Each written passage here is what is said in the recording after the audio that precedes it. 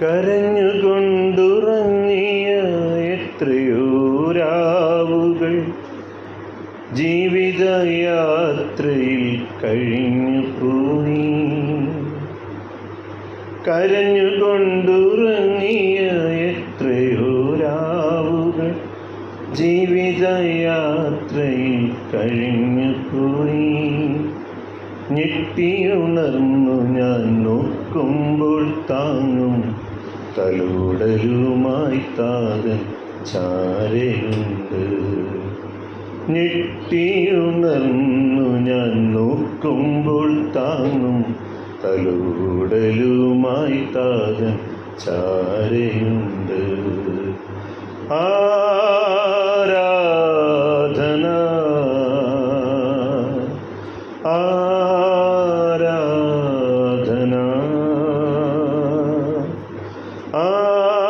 ആരാധന ആരാധന. ഒന്നിനും കുറവില്ലാതെ നടത്തുന്ന ഇമ്മാനുവേലേ അങ്ങേക്കു നന്ദി. ഒന്നിനും കുറവില്ലാതെ നടത്തുന്ന ഇമ്മാനുവേലേ അങ്ങേക്കു നന്ദി. പ്രാർത്ഥിക്കാം. ഞങ്ങളുടെ പരിശുദ്ധ പിതാവേ, പിന്നെ ഞങ്ങൾക്ക് ഈ വിശുദ്ധ ദിവസത്തിൽ അങ്ങേ ആരാധിപ്പാൻ, നിന്റെ വചനങ്ങളെ കേൾക്കുവാൻ, സാക്ഷ്യങ്ങളെ പ്രസ്താവിപ്പാൻ, പ്രാർത്ഥിപ്പാനൊക്കെ നൽകിയ നല്ല അവസരത്തിനായി നന്ദിയോടെ സ്തോത്രം ചെയ്യുന്നു. തിരുമുമ്പിൽ കർത്താവേ, നിന്റെ വചനവുമായി അടിയൻ നിൽക്കുന്നു. അടിയനെ ഒരു മാധ്യമമായി ഉപയോഗിച്ച് അങ്ങയുടെ ജനത്തിന് ആവശ്യമായ, ഞങ്ങൾക്ക് ഓരോരുത്തർക്കും ആവശ്യമായ ദൂതിനെ കർത്താവ് നൽകണം. മഹത്വവും പുകഴ്ചയും എല്ലാം അങ്ങേക്ക് അർപ്പിക്കുന്നു. എല്ലാം അവിടുത്തെ നാമത്തിൻ്റെ മഹത്വത്തിനായി മാത്രം ഇരിക്കണം. യേശുവിൻ്റെ നാമത്തിൽ തന്നെ. എഫെസ്യർക്ക് എഴുതിയ ലേഖനം 6-ാം അധ്യായം. എഫെസ്യർക്ക് എഴുതിയ ലേഖനം 6-ാം അധ്യായം അതിൻ്റെ 10-ാമത്തെ വാക്യം നമുക്ക് വായിക്കാം. എഫെസ്യർക്ക് എഴുതിയ ലേഖനം അതിൻ്റെ 6-ാം അധ്യായം 10-ാമത്തെ വാക്യം. ഒടുവിൽ കർത്താവിലും അവൻ്റെ അമിത ബലത്തിലും ശക്തിപ്പെടും. ഒടുവിൽ കർത്താവിലും അവൻ്റെ അമിത ബലത്തിലും ശക്തിപ്പെടും. ഇതാണ് ഇന്ന് പകലിൽ ചിന്തയ്ക്ക് ആധാരമായി തിരഞ്ഞെടുത്തിരിക്കുന്ന വേദഭാഗം. നമ്മൾ എല്ലാവർക്കും വളരെ സുപരിചിതമായിട്ടുള്ള വേദവാക്യമാണിത്. കർത്താവിലും അവൻ്റെ അമിത ബലത്തിലും ശക്തിപ്പെടും. നമ്മൾ ക്ഷീണിച്ചിരിക്കുമ്പോൾ, തളർന്നിരിക്കുമ്പോൾ, ബലഹീനരായിരിക്കുമ്പോൾ ദൈവത്തിൻ്റെ ദാസൻ നമുക്ക് നൽകുന്ന ദൂതാണ് കർത്താവിലും അവൻ്റെ അമിത ബലത്തിൽ. നമുക്ക് കൊച്ചു ബലമേ ഉള്ളൂ, അല്ലെങ്കിൽ ഒട്ടും ബലമില്ലെന്നിരിക്കട്ടെ, കർത്താവിന് എന്തുണ്ട്? അമിത ബലമുണ്ട്. ഇവിടെ എഴുതിയിരിക്കുന്നു, നോക്കുക, കർത്താവിലും അവൻ്റെ അമിത ബലം. അതെന്തിനാ അങ്ങനെ രണ്ടായിട്ട് എഴുതിയിരിക്കുന്നതെന്നൊരു ചിന്ത ഞാൻ ചോദിക്കട്ടെ. കർത്താവിന് എന്തുണ്ട്? അമിത ബലമുണ്ട്. കർത്താവിൻ്റെ കയ്യിൽ അമിത ബലമുണ്ട്. അപ്പം കർത്താവിൽ അങ്ങ് ശക്തിപ്പെട്ടാൽ പോരെ? കർത്താവിലും അമിത ബലം, പിന്നെ കർത്താവിലും അവൻ്റെ അമിത ബലത്തിലും, രണ്ടെണ്ണം പറഞ്ഞിരുന്നു. അങ്ങനെ രണ്ടായിട്ട് തിരിച്ചു പറയാനുള്ള കാരണം എന്താണെന്നുള്ളതാണ് നമ്മളിന്ന് ചിന്തിക്കുന്നത്. കർത്താവിലും ശക്തിപ്പെടണം, അമിത ബലത്തിലും ശക്തിപ്പെടണം. അപ്പോൾ ഇങ്ങനെ രണ്ടായിട്ട് പറയുന്നതിന് പകരം ഒന്നായിട്ട് മാത്രം പറഞ്ഞാൽ പോരായെന്ന് ചോദിച്ചാൽ, ഒന്നായിട്ട് മാത്രം പോരാ എന്നുള്ളത് കൊണ്ടാണ് അങ്ങനെ രണ്ടായിട്ട് എഴുതിയിരിക്കുന്നത്. നമുക്ക് കർത്താവിൽ ശക്തിപ്പെട്ടാൽ മതി, അമിത ബലത്തിൽ വേണ്ടെന്ന് വെച്ച് കഴിഞ്ഞാൽ അമിത ബലം ഉണ്ടെങ്കിലേ എന്ത് പറ്റത്തുള്ളൂ? പല പ്രശ്നങ്ങളെയും അതിജീവിക്കാനായിട്ട് സാധിക്കും. എന്നാൽ പിന്നെ അത് പോരായോ എന്ന് ചോദിച്ചാൽ, ശരി, നമുക്ക് എപ്പോഴും കർത്താവിൻ്റെ സഹായം എന്തിനാ വേണ്ടേ? നമ്മളെല്ലാവരെയും കർത്താവിനെ വിളിക്കുന്ന എന്തിനാ? ഒരു കുഴപ്പമില്ല, സുഖമായിട്ട് കാര്യങ്ങളെല്ലാം പോവുകയാണെങ്കിൽ നമുക്ക് എത്ര പേർക്ക് കർത്താവിനെ വിളിക്കാൻ തോന്നുമോ? ഇല്ല. ഇപ്പോൾ ഒരമ്മ സാക്ഷ്യം പറയുന്നത് കേട്ടു. എന്താ പറഞ്ഞു? രാത്രി 3 മണിക്കോ 2 മണിക്കൊക്കെ പുള്ളിക്കാർക്ക് വലിയ പ്രയാസം വന്നു. ആ സമയത്ത് ആരെ വിളിക്കാൻ തോന്നി? കേട്ടോ? സാക്ഷി എല്ലാവരും കേട്ടതല്ലേ? ആരെ വിളിക്കാൻ തോന്നി? ഭർത്താവിനെ വിളിക്കാൻ തോന്നിയെന്ന് പറഞ്ഞേ? അമ്മാമ്മയെ വിളിക്കാനായിട്ട് തോന്നിയെന്നു. കാരണം അമ്മാമ്മയെ വിളിച്ചാൽ പ്രാർത്ഥിക്കുമെന്ന് അറിയാം, അതുകൊണ്ട് വിളിച്ച. അപ്പോൾ അത് എപ്പോഴാ തോന്നി? വയ്യാതെ വന്നപ്പം. ആവുന്ന സമയത്ത് ആരും വിളിക്കുമോ? ആവുന്ന സമയത്ത് വിളിക്കും. പക്ഷേ മറിച്ചിട്ട് രാത്രി 2 മണിക്ക് 3 മണിക്ക് നല്ല കുഴപ്പമൊന്നുമില്ല, സന്തോഷമായിട്ടിരിക്കുക. 3 മണിയായപ്പോൾ എഴുന്നേറ്റ് രാത്രി അമ്മാമ്മയെന്ന് വിളിച്ചേക്കാം തോന്നുമോ? കേൾക്കുന്ന അമ്മാമ്മയ്ക്ക് എന്ത് തോന്നും? ഒരു കുഴപ്പമില്ല, ഇരിക്കത്ത് എന്നെ വിളിച്ച് മെനക്കെടുത്തുന്നത് എന്താ അല്ലേ? ഇപ്പം വിളിക്കാൻ എടുക്കുമ്പോഴേ തോന്നുന്നത് എന്താ?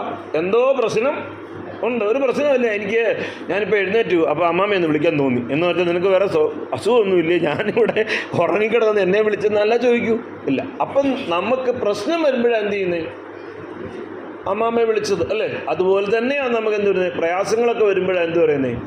നമ്മളൊക്കെ ദൈവത്തെ വിളിക്കുന്നു. അപ്പോൾ പ്രശ്നങ്ങളും പ്രയാസങ്ങളും ഇല്ലാത്തപ്പോഴും എന്ത് ചെയ്യണം? നമ്മൾ ദൈവത്തെ വിളിക്കണം. പക്ഷെ പലപ്പോഴും നമുക്കത് സാധ്യമാകില്ല. ഞാൻ പണ്ടൊരു കഥ ഇങ്ങനെ വായിച്ചിട്ടുണ്ട്, നിങ്ങൾക്ക് അറിയാവുന്ന കഥയാണ്. ഒരു 2-3 നിലയുള്ളൊരു കെട്ടിടത്തിന് മേളിൽ നിന്നുകൊണ്ട് ഒരാൾക്ക് താഴെ നിന്ന് ഒരു സാധനം മേളിലോട്ട് കൊണ്ടുവരണം. അപ്പോൾ അയാൾ അവിടെ നിന്ന് മേളിൽ നിന്ന് താഴെ കൂടെ പോകുന്ന ആളുകളെല്ലാം വിളിച്ച് ഹലോ ഹലോ എന്ന് വിളിക്കുക. ആരും നോക്കുന്നില്ല, അങ്ങ് പോവുക, ഭയങ്കര തിരക്കാണ്. അങ്ങനെ ചെയ്യുന്ന സമയത്ത് അയാൾ എന്ത് ചെയ്തു? ആരും നോക്കാതെ വന്നപ്പോൾ എന്ത് ചെയ്തു? ഒരു 2 രൂപ തുട്ടോ 5 രൂപ തുട്ടോ ഏതാണ്ട് ഒരെണ്ണം എടുത്തിട്ട് പുള്ളി താഴോട്ട് ഇട്ട് കൊടുത്തു, പോകുന്ന ഒരാളുടെ മുമ്പിലോട്ട്. ആളൊന്നും ഇങ്ങനെ നോക്കണം, പെട്ടെന്ന് പൈസ കൊടുക്കുന്നുണ്ട്. ഇതെടുത്ത് എന്ത് ചെയ്തു? പോക്കറ്റിലോട്ട് ഇട്ട് പുള്ളി പോയി. അങ്ങനെ 2-3 തവണ ഇട്ടു. ഓരോരുത്തരും എടുത്ത് പോകുന്നല്ല, ഒന്നും ചെയ്യുന്നില്ല. അവസാനം എന്ത് ചെയ്യുന്നറിയാമോ? ഒരു ചെറിയൊരു കൊച്ചു കഷ്ണം കല്ല് അതിലേ പോകുന്നൊരുത്തൻ്റെ മണ്ടയ്ക്കോട്ട് ചെറുതായിട്ടൊന്ന് വീടത്തെ കൊണ്ട് ഇട്ട് കൊടുത്തു. വേദന ഇട്ട് കൊണ്ടപ്പോഴേ മേലോട്ട് എന്നാ പണിയായി കാണിക്കുന്നത്? എനിക്ക് ഒരു സാധനം താഴെ നിന്ന് എടുക്കാനുണ്ടായിരുന്നു. ഞാൻ കുറച്ച് കാലം കൊണ്ട് പലർക്കും പൈസ ഇട്ട് കൊടുത്തു, എടുത്തോണ്ട് പോകുന്നതല്ലാതെ ആരും മേലോട്ട് നോക്കുന്നില്ല. അപ്പോൾ അതുകൊണ്ട് എനിക്ക് മേലോട്ടൊന്ന് നോക്കിക്കാൻ വേണ്ടിയിട്ട് എനിക്കിതല്ലാതെ വേറൊരു മാർഗ്ഗമില്ല. അതൊരു കഥയാണ്. പക്ഷെ ഇതിനകത്തൊരു യാഥാർത്ഥ്യമുണ്ട് അല്ലേ? നമ്മൾ പറയുന്ന സുഖകാലത്തിലും ദുഃഖകാലത്തിലും എല്ലായ്പ്പോഴും കർത്താവുമായിട്ട് ബന്ധം വേണമെന്നൊക്കെ നമ്മൾ പറയും. ഇത് തിയറിയാണ്, ഇത് സിദ്ധാന്തമാണ്. ജീവിതത്തിൽ പ്രാക്ടിക്കലല്ല, പ്രായോഗികമല്ല. മനസ്സിലായി? അങ്ങനെ പ്രായോഗികമാകണമെങ്കിൽ എന്ത് ചെയ്യണമെന്നറിയാവോ? ഇതിനകത്ത് തഴക്കം വരണം. കർത്താവിനെ എപ്പോഴും എൻ്റെ അരികത്തുണ്ടെങ്കിലേ എനിക്ക് സ്വസ്ഥത ഉണ്ടാവൂ, സമാധാനം ഉണ്ടാവൂ, ഇതിനക്കരെ ഒരു നാടുണ്ട് എന്നൊക്കെ ഉള്ളത് ഹൃദയത്തിനകത്ത് ശക്തമായ ബോധം അങ്ങ് ഉറച്ചു കഴിയുമ്പോൾ പിന്നെ എപ്പോഴും കർത്താവിനോട് കൂടെ ഇരിക്കാനായിട്ട് ആഗ്രഹം വരും. അതുകൊണ്ടാണ് രാജകൊട്ടാരത്തിൽ രാജ്ഞിമാരും വെപ്പാട്ടിമാരും ആയിരക്കണക്കിന് പരിചാരകരും ലോകമാകമാനം അംഗീകരിക്കുന്ന ബഹുമാനമുള്ളപ്പോൾ ദാവീദ് ഒരിക്കൽ എഴുതിയത്, ഞാൻ ഒരു കാര്യം മാത്രം ആഗ്രഹിക്കുന്നു, യഹോവയുടെ മനോഹരത്വം കാണുവാനും അവൻ്റെ മന്ദിരത്തിൽ ധ്യാനിപ്പാനും എൻ്റെ ആയുഷ്കാലമൊക്കെ കർത്താവിൻ്റെ ആലയത്തിൽ ഇരിപ്പാനും തന്നെ എന്ന് ആദ്യമൊന്നും പറഞ്ഞിട്ടില്ല. ജീവിതത്തിൽ കർത്താവ് ആരാണെന്നും കർത്താവുമായിട്ട് ബന്ധപ്പെട്ടാലുള്ള ഗുണമെന്താണെന്നും ഒക്കെ ജീവിതത്തിലെ ഓരോരോ അനുഭവങ്ങളിലൂടെ പഠിച്ചപ്പോൾ ആ നിലയിലെത്തി. നമ്മളെല്ലാവരും ഒരു ദിവസം ആ നിലയിലെത്തും. ആ നിലയിലെത്തിയാലേ നമ്മുടെ ക്രിസ്തീയ ജീവിതം ശരിയായ ക്രിസ്തീയ ജീവിതമാണെന്ന് പറയാൻ പറ്റൂ. അല്ലാണ്ട് ഓരോരോ ആവശ്യങ്ങൾക്ക് മാത്രം ദൈവത്തെ വിളിക്കുന്ന ആ ഒരു ക്രിസ്തീയ ജീവിതം ഉറച്ച ക്രിസ്തീയ ജീവിതമല്ല. അത് കാതലുള്ള ജീവിതമല്ല, അത് വെറും പൊങ്ങുതടിയാണ്. അത് വേറെ ഏത് നിമിഷവും അതേ ചാഞ്ഞു പോകുന്ന വാഴയാണ് ആ വിശ്വാസം. കാതലായ വിശ്വാസം, കാതലുള്ള വിശ്വാസം ഏത് കഷ്ടതയുടെയും പ്രയാസത്തിൻ്റെയും പ്രതിസന്ധിയുടെയും നടുവിൽ, സന്തോഷത്തിൻ്റെ നടുവിൽ എല്ലായ്പ്പോഴും എനിക്ക് ദൈവം വേണം, എനിക്ക് കർത്താവ് വേണം എന്നുറപ്പിക്കുന്ന നിലയിൽ നിങ്ങളുടെ ഹൃദയം എൻ്റെ ഹൃദയം ആയി കഴിഞ്ഞെങ്കിൽ അതാണ് നമ്മൾ ശരിയായ നിലയിലുള്ള ദൈവവൈതലായി എന്നുള്ളതിൻ്റെ തെളിവും അതേ ഉറപ്പും. അത് നമുക്ക് തന്നെ നമ്മുടെ മനസ്സാക്ഷിയിൽ തന്നെ ആ ബോധ്യം വരും. ഇല്ലാത്തപ്പോൾ നമ്മളിങ്ങനെ ആടിക്കളിച്ചുകൊണ്ടിരിക്കും. അപ്പോൾ കർത്താവിലും അവൻ്റെ അമിത ബലത്തിലും എന്നാണ് എഴുതി. കർത്താവിലും നമ്മൾ ശക്തിപ്പെടണം. അമിതബലം മാത്രമായിട്ട് പറ്റില്ല. എന്താ കാര്യം എന്ന് വെച്ചാൽ പഴയ നിയമത്തിൽ ഉടനീളം നമ്മൾ കാണുന്നത് അമിതബലമാണ്. അമിതബലം കൊടുക്കുന്നു. നമുക്കൊരു ഭാഗം വായിക്കാം. ന്യായാധിപന്മാരുടെ പുസ്തകം അതിൻ്റെ 15-ാം അധ്യായം 9 മുതലുള്ള വാക്യങ്ങൾ വേഗത്തിലൊന്ന് വായിച്ചിട്ട്. ന്യായാധിപന്മാരുടെ പുസ്തകം 15-ാം അധ്യായം അതിൻ്റെ 9 മുതലുള്ള വാക്യങ്ങൾ.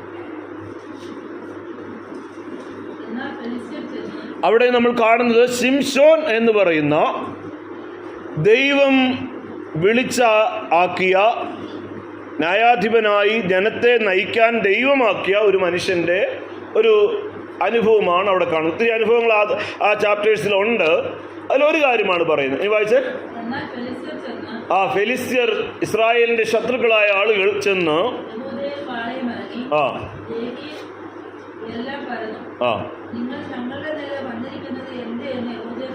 നോക്കുക, അവർക്ക് ശിംശോനുമായിട്ടൊരു പ്രശ്നമുണ്ട്.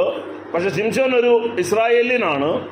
അപ്പോൾ ശിംശോന്റെ പ്രശ്നം തീർക്കാനായിട്ട് ഫെലിസ്ത്യർ വന്ന് ഇസ്രായേലിന് മൊത്തത്തിൽ എതിർക്കാനായിട്ട് വന്നിരിക്കുകയാണ്. അപ്പോൾ യഹൂദരായ ആളുകൾ ചെന്ന് അവരോട് ചോദിച്ചു, എന്തിനാണ് നിങ്ങളിപ്പോൾ വന്നിരിക്കുന്നത്? ഞങ്ങൾ എന്താ പ്രശ്നം ഉണ്ടാക്കിയിട്ടാണ് നിങ്ങളിങ്ങനെ വന്ന് എല്ലാവരോടും വന്ന് ഞങ്ങൾക്കെതിരെ ഇങ്ങനെ നിൽക്കുന്നേ എന്ന് ചോദിച്ചു. വായിച്ചേ. നിങ്ങളോടല്ല പ്രശ്നം, ശിംശോൻ നിങ്ങളുടെ നേതാവാണ്, അവൻ ഞങ്ങളോട് ചെയ്തതിന്റെ പ്രതികാരത്തിനായിട്ട് ഞങ്ങൾ വന്നിരിക്കുന്നു.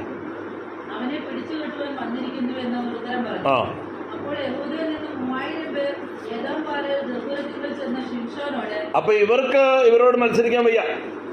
അപ്പൊ അവരൊരു 10,000 പേര് ചെന്ന് ശിംശോന്റെ അടുത്ത് എന്ന് പറയാൻ പോവാണ്, നീ മുഖാന്തരമാണ് ഞങ്ങൾക്ക് ഈ കുഴപ്പമൊക്കെ വന്നിരിക്കുന്നത്, അതുകൊണ്ട് നീ ഒന്ന് ഒഴിഞ്ഞു മാറി തരാമോ? സത്യത്തിൽ അദ്ദേഹമാണ് അവരെ രക്ഷിക്കുന്നത്. പക്ഷെ പ്രശ്നം വരുമ്പോൾ അവർക്ക് നേരിട്ടുള്ള പ്രശ്നം അല്ലെങ്കിൽ ഉടനെ അങ്ങ് ഒഴിഞ്ഞു കളയുന്നൊരു സ്വഭാവം പണ്ടുകൊണ്ട് മനുഷ്യർക്ക്. നമ്മളെ ഇന്നലകളിൽ സഹായിച്ച ആളായിരിക്കാം, അയാൾ ഇന്ന് പ്രശ്നത്തിലാണെങ്കിൽ അയാളുടെ പ്രശ്നം അയാൾ നിർത്തോട്ടെ, ഞങ്ങളുടെ അവരാണല്ലോ നിങ്ങളുടെ പ്രശ്നം പണ്ട് തീർത്തത്, അപ്പോൾ അവരുടെ ഒരു പ്രശ്നം വരുമ്പോൾ നിങ്ങൾ മുന്നിൽ നിൽക്കണ്ടായോ എന്ന് ചോദിച്ചാൽ അതല്ല മനുഷ്യൻ്റെ സ്വഭാവം. അതുകൊണ്ടാണ് ഒരിക്കൽ നാഴിക്ക് 40 വട്ടവും അതേ ബലവും ശക്തിയും ആഹാരവും വേണ്ട പദവിയും മാനവും ഒക്കെ കൊടുക്കുന്ന ഒരു വ്യക്തി, നിങ്ങൾ എന്നെക്കുറിച്ച് എന്തു പറയുന്നു, ഞാൻ ആരാണെന്ന് പറയും, നീ ജീവനുള്ള ദൈവത്തിൻ്റെ പുത്രനായ ക്രിസ്തു എന്ന് പറയുന്ന ഒരു മനുഷ്യനായിരുന്നു പത്രോസ് യേശുവിനോട് നോക്കിക്കൊണ്ട്. അപ്പോൾ യേശു അദ്ദേഹത്തെ നോക്കി നീ പറഞ്ഞു, ബരിയോന ശീമോനെ, ജഡരക്തങ്ങളല്ല സ്വർഗസ്ഥനായ എൻ്റെ പിതാവാണ് നിനക്കിത് വെളിപ്പെടുത്തിയത്. ഭയങ്കര സന്തോഷം. യേശുവിനെ കുറിച്ചുള്ള വലിയ വെളിപ്പാട്. അത് നസ്രയത്തിലെ ഒരു തച്ചനാണെന്ന് അല്ലെങ്കിൽ ഒരു സിദ്ധനാണെന്ന് മറ്റുള്ളവരൊക്കെ അങ്ങനെയൊക്കെ ചിന്തിച്ച് ഏതോ ഒരു പ്രവാചകനാണ് എന്നൊക്കെ ജനം ചിന്തിക്കുമ്പോൾ, ഇന്നും അങ്ങനെ ആളുകൾ ചിന്തിക്കുമ്പോൾ, അതേ മുക്കുവനായിരുന്ന വലിയ വിദ്യാഭ്യാസമൊന്നുമില്ലാത്ത പത്രോസ് കൂടെ നടന്ന അനുഭവത്തിൽ നിന്ന് മനസ്സിലാക്കി, നീ വെറും മനുഷ്യനല്ല, നീ വെറും തച്ചനായ ഒരു വ്യക്തിയല്ല, നീ ഒരു സിദ്ധൻ മാത്രമല്ല, നീ ഒരു പ്രവാചകൻ മാത്രമല്ല, അതുക്കും മേലെയാണ് നീ ജീവനുള്ള ദൈവത്തിന്റെ പുത്രനാണ്, മാനവരക്ഷയ്ക്കായി വന്ന ക്രിസ്തുവാണ് എന്ന് വിളിച്ചു പറഞ്ഞു. ഇതേ മനുഷ്യൻ യേശു ക്രിസ്തു ആട്ടിക്കൊണ്ട് ഊപ്പാട് വന്ന അല്ലെങ്കിലും ഒരു വാക്കും മിണ്ടാതെ പിലാത്തോസിന്റെ അരമനയിൽ അറുക്കുവാനുള്ള ആടിനെ പോലെ എല്ലാവരുടെയും പരിഹാസം ഏറ്റുകൊണ്ട് നിൽക്കുമ്പോൾ 3 തവണ ഈ വെളിപ്പാടുള്ള ഈ ഭക്തനോട് പലർ ചോദിച്ചു, നീയും അവനും തമ്മിൽ ഉണ്ടല്ലോ, നീ അവൻ്റെ കൂടെ നടന്നതല്ലേ ചോദിക്കുമ്പോൾ എനിക്ക് അവനെ അറിയത്തില്ല എന്ന് പച്ചയ്ക്ക് പറയാൻ ഈ മനുഷ്യൻ തയ്യാറാവുകയാണ്. മാത്രമല്ല 3ാമത്തെ ചോദ്യം വന്നപ്പോൾ പുള്ളിയെ പറ്റി എഴുതിയിരിക്കുന്നത് ആണയിടാനും പ്രാകുവാനും തുടങ്ങിയത്. എന്തൊക്കെയാ എന്നാലോചിക്കും. ഞാനിപ്പോൾ ഈ മൈക്ക് വെച്ചിട്ട് പറയുന്നില്ല, അങ്ങനെ പറയാൻ പാടില്ലല്ലോ. പ്രാകുകയെന്ന് എന്താ പറയുക? പ്രാകുന്നേ എന്നാലോചിക്കുക. എന്താ പ്രാഗി? യേശുവിനെയാ പ്രാകുന്നേ. യേശുവിനെ പ്രാകാൻ ഉപയോഗിക്കുന്ന വാക്ക് അറിഞ്ഞുകൂടെ? നമ്മൾ പ്രാകാറില്ലേ? ഇപ്പോഴില്ല, ഇപ്പം പ്രാകുന്നില്ല. പക്ഷെ ചില സമയത്ത് ചില പ്രതികൂലങ്ങൾ വരുമ്പോൾ ചിലരെ പറ്റി നമ്മൾ പ്രായി പോയിട്ടില്ലേ? ഇപ്പോഴും പ്രാകാതിരിക്കുന്നത് നല്ല കാര്യം. പക്ഷെ ചിലപ്പോൾ നമ്മളെ നോക്കി തന്നെ നമ്മൾ പ്രാകാറില്ലേ ചില സമയത്ത്? ഇല്ലേ? നമ്മൾ ഈ പ്രാർത്ഥിച്ചുകൊണ്ടിരുന്ന നമ്മൾ തന്നെ ചില കഷ്ടത വരുമ്പോൾ നമ്മളെ വിചാരിക്കുമ്പം അല്ലേ പറയാറില്ലേ? ചിലരെങ്കിലും പറയാറില്ലേ? എല്ലാവരും പറയത്തില്ലായിരിക്കും, ചിലരെങ്കിലും പറയാറില്ലേ? ഞാൻ എന്നെ തന്നെ നോക്കി ചിലപ്പോൾ പറഞ്ഞു. ഈ പ്രസംഗിച്ചുകൊണ്ടിരിക്കുന്ന ഞാൻ എൻ്റെ കാര്യം പറഞ്ഞു ശരിയല്ലെങ്കിലും ഞാൻ എന്നെ തന്നെ നോക്കി ചില സമയത്ത് പറയുന്നുണ്ട്, എന്തിനാ ഇങ്ങനെ എന്ന് ചിന്തിച്ചിട്ടുണ്ട്, പറയാറുണ്ട്, പറഞ്ഞു പോയിട്ടുണ്ട്. മനസ്സിലായോ? അപ്പോ അതേപോലെ ആരെ പറ്റിയാ? അത്ഭുതം, അടയാളം, അതിശയം നേരിട്ടാണ്ടേ. കാല് കഴിയാൻ പറ്റുന്ന പച്ചവെള്ളം നാട്ടിൽ ഏറ്റവും മൂത്ത മീഞ്ഞാന്നും പറഞ്ഞിട്ട് ലോകം മുഴുവൻ വാഴ്ചത് നേരിട്ടാണ്ടേ. 5 അപ്പവും 2 മീനും മാത്രം കയ്യിലോട്ട് കൊടുക്കുമ്പോൾ അത് 10,000ങ്ങളിലേക്ക് കൊടുക്കുന്നത് നേരിട്ടാണ്ടേ. ഒരു മീനും കിട്ടാത്ത നട്ടുച്ചയ്ക്ക് അത് 1000കണക്കിന് മത്സ്യം വലയ്ക്കകത്തോട്ട് കയറുന്നത് നേരിട്ട് കണ്ടതോ? എന്താ പറയുന്നത്? അവനെ എനിക്ക് അറിയത്തില്ല എന്ന് പറയുന്ന ഒരനുഭവം അയാളുടെ ജീവിതത്തിലും അദ്ദേഹത്തിൻ്റെ ജീവിതത്തിലും ഉണ്ടാകുമെന്ന് നമുക്ക് കാണുവാനായിട്ട് സാധിക്കും. അപ്പോൾ ഞാൻ പറഞ്ഞ് ഭക്തരാണെങ്കിൽ പോലും ചില സമയത്ത് എന്ത് ചെയ്യും? തള്ളി പറയും. അപ്പോൾ ശിംശോനെ ഇവരിപ്പോൾ തള്ളി പറയുക. അതിനായിട്ട് അവരുടെ അടുത്ത് നിന്ന് പറയുക, ഞങ്ങൾക്ക് വേറെ മാർഗമൊന്നുമില്ല കേട്ടോ, നിന്നെ പിടിക്കാൻ എല്ലാവരും വന്നിരിക്കുക. ഇന്നലെ നീ ഞങ്ങളെ രക്ഷിച്ചു, കാര്യമൊക്കെ ശരിയാ. ഇപ്പോൾ ഇത് നിന്റെ പ്രശ്നമാണ്, നിന്റെ പ്രശ്നത്തിനാണ് ഞങ്ങളെ അടിക്കാൻ വന്നിരിക്കുന്നത്. അതുകൊണ്ട് നീ ഒന്ന് ഒഴിഞ്ഞു മാറി തന്നാൽ ഞങ്ങളങ്ങ് രക്ഷപ്പെട്ടെ. നിങ്ങളെ പിടിക്കാതിരിക്കാൻ ഇദ്ദേഹം നിൽക്കുന്നത് കൊണ്ടാണ് ഇവർ വരാത്തത്. ഇദ്ദേഹം ഒന്ന് മാറിക്കഴിഞ്ഞേച്ച് വേണം നിങ്ങളെ അടിക്കാനെന്ന് പറഞ്ഞാൽ അവർ കാത്തിരിക്കുന്നത്. ഇപ്പോ അദ്ദേഹത്തെ ഒറ്റപ്പെടുത്തി ആക്രമിക്കുമ്പോൾ നിങ്ങൾ അദ്ദേഹത്തിൻ്റെ കൂടെ നിൽക്കേണ്ടതാ. പക്ഷേ നിങ്ങളിപ്പോൾ തൽക്കാല സുരക്ഷ. ഇതാണ് മനുഷ്യൻ. അവനവൻ്റെ കാര്യം വരുമ്പോൾ അവർക്ക് പ്രശ്നം, അല്ലാത്ത സമയത്ത് നിന്റെ പ്രശ്നം നീ അനുഭവിച്ചു. അതാണ് മനുഷ്യൻ. അത് പുതിയ കാര്യമൊന്നുമല്ല, പണ്ടും അങ്ങനെ ഇന്നും അങ്ങനെ. അതുകൊണ്ട് പുതുതായിട്ട് അങ്ങനെ എന്തെങ്കിലും അനുഭവം വരുമ്പോൾ അയ്യോ ഇത് എന്തൊരു കഷ്ടമെന്ന് വിചാരിക്കേണ്ട. മനുഷ്യൻ്റെ സ്വഭാവം ഇതാ. യേശുവിനെ കുറിച്ച് യോഹന്നാൻ സൂചിപ്പിച്ച കാര്യമുണ്ട്. മനുഷ്യനിലുള്ളത് എന്തെന്ന് അവൻ സ്വയമേ അറിഞ്ഞിരുന്നത് കൊണ്ട് മനുഷ്യനെ കുറിച്ച് അവന് മറ്റൊരുവന്റെ സാക്ഷ്യം ആവശ്യമായിരുന്നില്ല എന്ന് യോഹന്നാൻ സൂക്ഷിച്ച 2-ാം അധ്യായത്തിൽ എഴുതി വെച്ചിട്ടുണ്ട്. വായിച്ചിട്ടുണ്ടോ? ഉണ്ടോ? കേട്ടില്ല? പറഞ്ഞിട്ടുണ്ട്. എവിടാന്നറിയോ? അത് 2-ാം അധ്യായം അവസാന വാക്യം നോക്കി ഒന്ന് വായിച്ചു നോക്കിയത്. യോഹന്നാൻ സുവിശേഷം 2-ന്റെ അവസാനത്തെ വാക്യാന്ന് എനിക്ക് തോന്നുന്നു. വായിച്ചേ.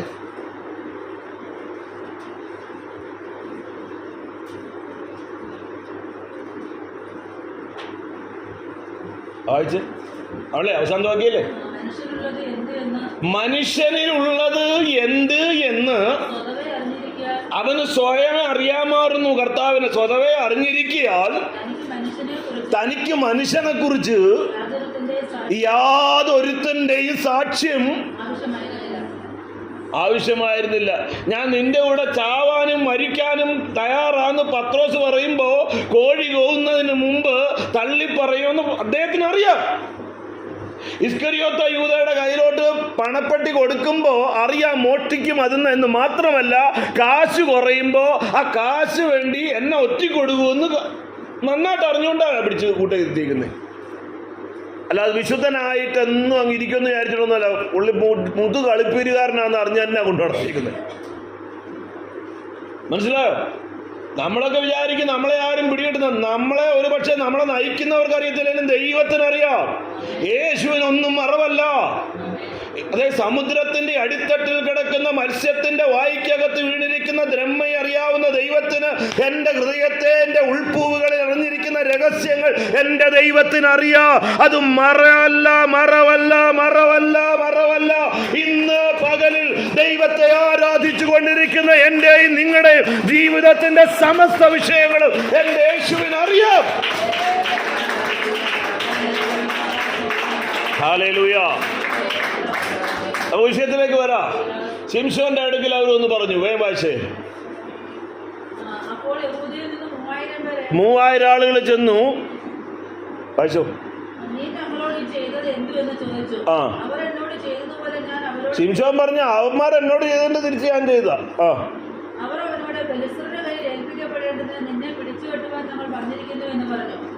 നേതാവേ, നിന്നെ അങ്ങ് പിടിച്ചു കെട്ടി കൊടുക്കാനാണ് ഞങ്ങൾ വന്നേക്കുന്നത്. എന്തിനാ അങ്ങനെ പറഞ്ഞേ? 3000 എണ്ണ വന്നേക്കുന്നത് അല്ലേ? ഉമ്മച്ചി 3000 പേരാ വന്നേക്കുന്നത്. ആരെ പിടിക്കാനാണ് വന്നേക്കുന്നത്? ഇത് എതിര് ശത്രുക്കളല്ല വന്നേക്കുന്നത്. ശത്രുക്കൾ അപ്പുറത്ത് നിൽക്കുന്നേ ഉള്ളൂ. സ്വന്തക്കാരാണ് വന്നേക്കുന്നത്. 3000 എണ്ണം, 1-2 പേരല്ല, 3000. എടാ 3000 പേർക്ക് പിടിച്ചു കെട്ടാനാണെങ്കിൽ പുള്ളിനെ പിടിച്ച് കെട്ടിക്കൂടെ? പക്ഷെ അതിന് മുമ്പ് ചോദിക്കുക, നിന്നെ പിടിച്ചു കെട്ടാൻ വന്നിരിക്കുക. എന്താ അതിൻ്റെ കാര്യം? എന്താ അറിയാവോ? ഈ പുള്ളിയെ പിടിക്കാൻ ചെന്ന് കഴിഞ്ഞാൽ ഈ 3000 പീസാവും. അതുകൊണ്ട് അനുവാദം വാങ്ങിച്ച് കെട്ടാൻ വന്നിരിക്കുക. ഞങ്ങൾക്കൊന്ന് കെട്ടിക്കൊടുത്തേ പറ്റും, ഞങ്ങളുടെ ജീവന് വേണ്ടി. അപ്പോഴും അവർ ചിന്തിക്കുന്നില്ല, ഞങ്ങൾ 3000 പേർക്കും പിടിച്ചു കെട്ടാൻ പറ്റാത്തവരെ ബലിസ്തന് പിടിച്ചു കെട്ടാൻ പറ്റില്ല, അവന്തുകൊണ്ട് അവൻ്റെ കൂടെ നിന്നാൽ മതി എന്നല്ല അവർക്ക് തോന്നുന്നേ. അവൻ്റെ അനുവാദം വാങ്ങിച്ച് അവനെ പിടിച്ചു കെട്ടി ഞങ്ങൾ അപ്പുറത്ത് കൊടുക്കാമെന്ന്. എന്നാ വിട്ടിത്താ പറയുന്നത്? നിന്നെ ഞങ്ങളുടെ ശത്രുക്കളുടെ കയ്യിലോട്ട് ഞങ്ങൾ വിട്ടുകൊടുക്കാം. ഞങ്ങളൊന്ന് നിന്നെ കെട്ടാൻ വരിക, നീ ഒന്ന് കെട്ടാൻ വേണ്ടി നിന്ന് തരാമോ? ഞങ്ങൾ പിടിച്ച് അവനെ കൈ കൊടുക്കാം. മനസ്സിലായോ? ഈ ദൈവവൈദ്യങ്ങളെന്ന് പറയുന്നവരെ പോലെ പൊട്ടന്മാർ വേറെ ആരുമില്ല. മനസ്സിലായോ? എങ്ങനെ പൊട്ടന്മാരാ? ഈ പറഞ്ഞു കേട്ടില്ലേ?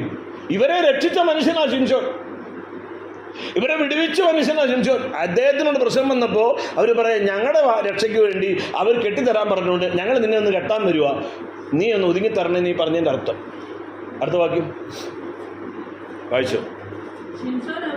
ആ, അത് അദ്ദേഹത്തിന് പ്രശ്നമല്ലെങ്കിൽ സ്വന്തം ജനത്തിൽ നിന്ന് വെറുതെ എന്ന് പറയണ്ടാൽ അവരുമായിട്ട് യുദ്ധം ചെയ്യണ്ടാലോ. അതുകൊണ്ട് പറയാ, നിങ്ങൾ തന്നെ എന്നെ കൊല്ലൂല എന്ന് സത്യം ചെയ്താട്ടെ, ഞാൻ നിങ്ങൾ കെട്ടുന്നതിന് സമ്മതിച്ചേക്കാം. വായിച്ചു, വേഗം വായിച്ചു. ഞങ്ങൾ കൊല്ലുകയല്ല. ആ,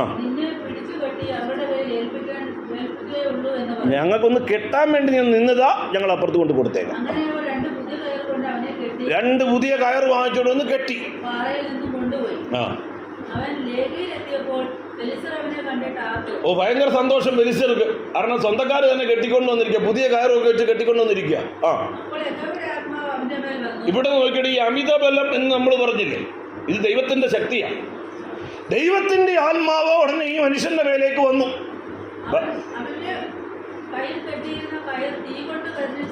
അവന്റെ കയ്യിൽ കെട്ടിയിരുന്ന ഈ പുതിയ കയറുണ്ടല്ലോ, അത് തീ കൊണ്ട് കരിഞ്ഞ ചണനൂല് പോലെ ആയിപ്പോയി. ഇതാണ് ദൈവശക്തി ഇറങ്ങുമ്പോൾ. നിങ്ങളെ കെട്ടുന്ന ബന്ധനങ്ങൾ എന്ത് തന്നെയായാലും, അത് സാമ്പത്തികമാകട്ടെ, ആത്മീകമാകട്ടെ, പൈശാചികമാകട്ടെ, അത് ഏതെങ്കിലും ആഭിചാരമാകട്ടെ, അതിനൊക്കെ ദൈവത്തിന്റെ ആത്മാവ് നിങ്ങളുടെ മേൽ ഇറങ്ങുമ്പോൾ അത് തീയിൽ ചണച്ചരട് കത്തി കരിയുന്നത് പോലെ അത് കരിഞ്ഞില്ലാതാകും. അത് രോഗത്തിന്റെ കെട്ടാകട്ടെ, കടത്തിന്റെ കെട്ടാകട്ടെ, ഞെരുക്കത്തിന്റെ കെട്ടാകട്ടെ, അസമാധാനത്തിന്റെ കെട്ടാകട്ടെ, ഏത് കെട്ടാണെങ്കിലും തീക്കകത്ത് ചണച്ചരട് എങ്ങനെ കരിഞ്ഞു പോകുമോ അതുപോലെ നിന്റെ ബന്ധനം കരിയും. എപ്പോൾ എപ്പോൾ എപ്പോൾ ദൈവാത്മാവ് നിന്റെ മേൽ വരുമ്പോൾ, ദൈവാത്മാവ് എന്റെ മേൽ വരുമ്പോൾ. ഇല്ലാത്തപ്പോൾ അത് ചണച്ചരടായിട്ട് തന്നെ ഇരിക്കും, കയറായിട്ട് തന്നെ ഇരിക്കും, ചങ്ങലയായിട്ടിരിക്കും. ഇത് കയറുകൊണ്ട് മാത്രമല്ല, അപ്പോസ്തലന്മാരെ ആ ഫിലിപ്പിയിലെ ജയിലിൽ കെട്ടിയിട്ട് ചങ്ങല കേട്ടാ, അല്ലാതെ കയറല്ലേ, ആ ചങ്ങല പടപെടാൻ നിലത്ത് പോയി, ചങ്ങലകൾ പൊട്ടും. പത്രോസിനെ അകത്തെ മുറി കാരാഗ്രഹത്തിനകത്ത് അതേ 16 കാവൽക്കാർ, 4 സേവകരുള്ള 4 കൂട്ടത്തിൽ ഏൽപ്പിച്ച് അകത്ത് അപ്പോസ്തലന്മാർ 12 ഉള്ളിൽ ചങ്ങല വെച്ച് ബന്ധിച്ചിരിക്കുക. ചങ്ങല കയ്യിൽ നിന്ന് അഴിഞ്ഞു വീഴുന്ന അവിടെ ഇരിക്കുന്നത്, അഴിഞ്ഞു വീഴും. ആര് കെട്ടിയതാണെങ്കിൽ രാജാക്കന്മാർ ബന്ധിച്ചവനെ അവൻ അറുത്ത് കളയും. മന്ത്രി ബന്ധിച്ചാൽ അവൻ അതിനെ അറുക്കും. ഈ ലോകത്തിലെ ഏറ്റവും വലിയ അധികാരി നിനക്കെതിരെ അതേ ആയുധം ഉപയോഗിച്ചാലും നിയമം ഉപയോഗിച്ചാലും എന്റെ ദൈവത്തിന്റെ ശക്തിയാൽ നിനക്കതിനെ അറുക്കാൻ കഴിയും,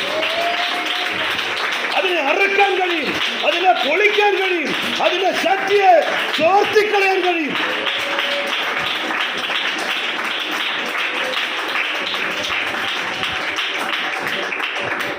അപ്പൊ തീങ്കൽ ചണച്ചരട് കത്തിക്കരിയുന്ന പോലെ ഇതാ ശിംശോന്റെ പേരുള്ള കയറുകൾ കരിഞ്ഞുപോയി.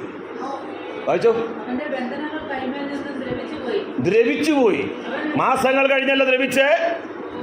ദൈവശക്തി ഇറങ്ങിയപ്പോൾ ശക്തി അത് ദ്രവിച്ചുപോയി. ബാക്കി വായിച്ചോ.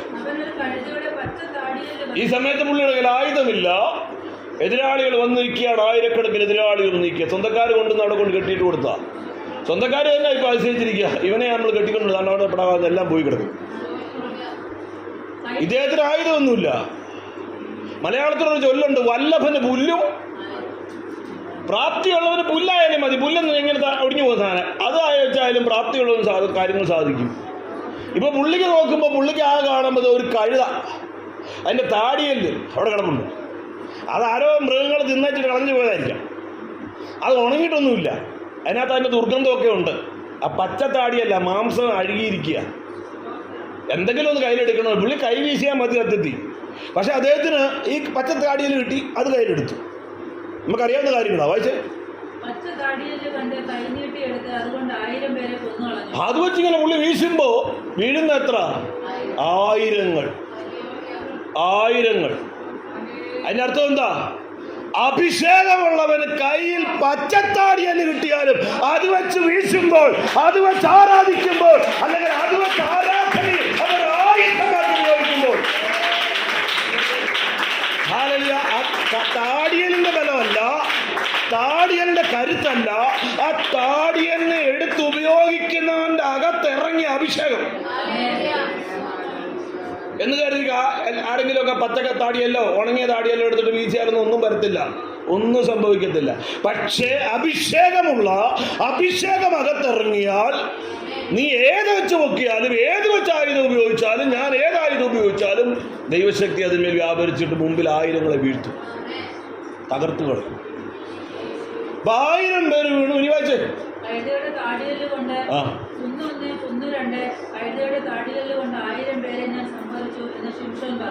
ആയിരക്കണക്കിന് ആളുകളെ പുള്ളി കൊന്നു കളഞ്ഞു. വാളില്ല, കുന്തമില്ല, തോക്കില്ല, ഗതയില്ല, വേലില്ല, ഒന്നുമില്ല. കഴുതയുടെ അറ്റത്താടി വീണു. ഇതൊക്കെ നമുക്കറിയാവുന്ന കാര്യം. വായിച്ചു.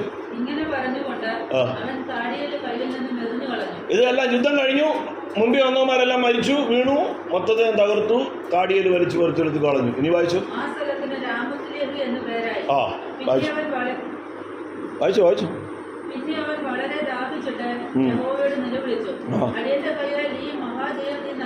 അന്നേരം ദാഹം വന്നു. ദാഹിച്ചപ്പോൾ ദൈവത്തോട് നിലവിളിക്കുന്നു, എനിക്ക് വെള്ളം വേണം എന്നായി. വായിച്ചു. ഇപ്പൊ പുള്ളിക്ക് ശക്തി പോയി, ബലം പോയി നിൽക്കുകയാണ്. ഇനി ഞാൻ ഇവിടെ ഇവരാരും മുമ്പിലുണ്ടെങ്കിൽ എന്നെ കൊല്ലും, കാരണം എൻ്റെ ശക്തി പോയി. എനിക്ക് വെള്ളം വേണം, വെള്ളം ഉണ്ടെങ്കിൽ എനിക്കിനി മുന്നോട്ട് പോകാൻ പറ്റും. നോക്കുക, കർത്താവിന് വേണ്ടി വൻകാര്യങ്ങളെ ചെയ്തവന് വേണ്ടി നിൽക്കാൻ സ്വന്തക്കാർ ഇപ്പോഴും ഇല്ല, കൂട്ടക്കാരില്ല. അവർ കണ്ടു ഈ അത്ഭുതം, ഈ വലിയ അത്ഭുതം മുന്നിൽ കണ്ടു. അപ്പോഴെന്നാ അവനെന്നാ ഒരു ഗ്ലാസ് വെള്ളം കൊണ്ടു കൊടുക്കാൻ അവരാരും ഇല്ല. ആരുമില്ലാതിരിക്കുമ്പോൾ ദൈവത്തിന്റെ അത്ഭുതം നീ കാണും. അതെ, ആരും തുറന്നു തരാനിരിക്കുമ്പോൾ ദൈവം തന്നെ തുറക്കുന്ന, നീ കണ്ടിട്ടില്ലാത്ത, കേട്ടിട്ടില്ലാത്ത, ഹൃദയത്തിൽ തോന്നിയിട്ടില്ലാത്ത ചില പുതിയ വഴികൾ, പുതിയ നിലകളിൽ, പുതിയ രീതികളിൽ നീ കാണും. ഹല്ലേലൂയ. ആരും കുഴിച്ചിട്ടില്ല, ആരെങ്കിലും കുഴിക്കാനായിട്ട് എത്തിയിട്ടില്ല, ആകാശത്തുനിന്ന് മഴ പെയ്തിറങ്ങിയില്ല. അതെ, ഭൂമി വരണ്ട് കിടക്കുമ്പോൾ തന്നെ ഒരാളും കുഴിക്കാതെ തന്നെ ദൈവം ഒരു കുഴിയെ അങ്ങ് പിളർത്തി, ഒരു കുഴി പിളരുമാറാക്കി വെള്ളം പുറപ്പെട്ടു എന്ന് പറഞ്ഞ എന്റെ ദൈവത്തിന് വെള്ളം തരണമെങ്കിൽ, നിനക്കുള്ള നന്മ, എനിക്കുള്ള നന്മ തരണമെങ്കിൽ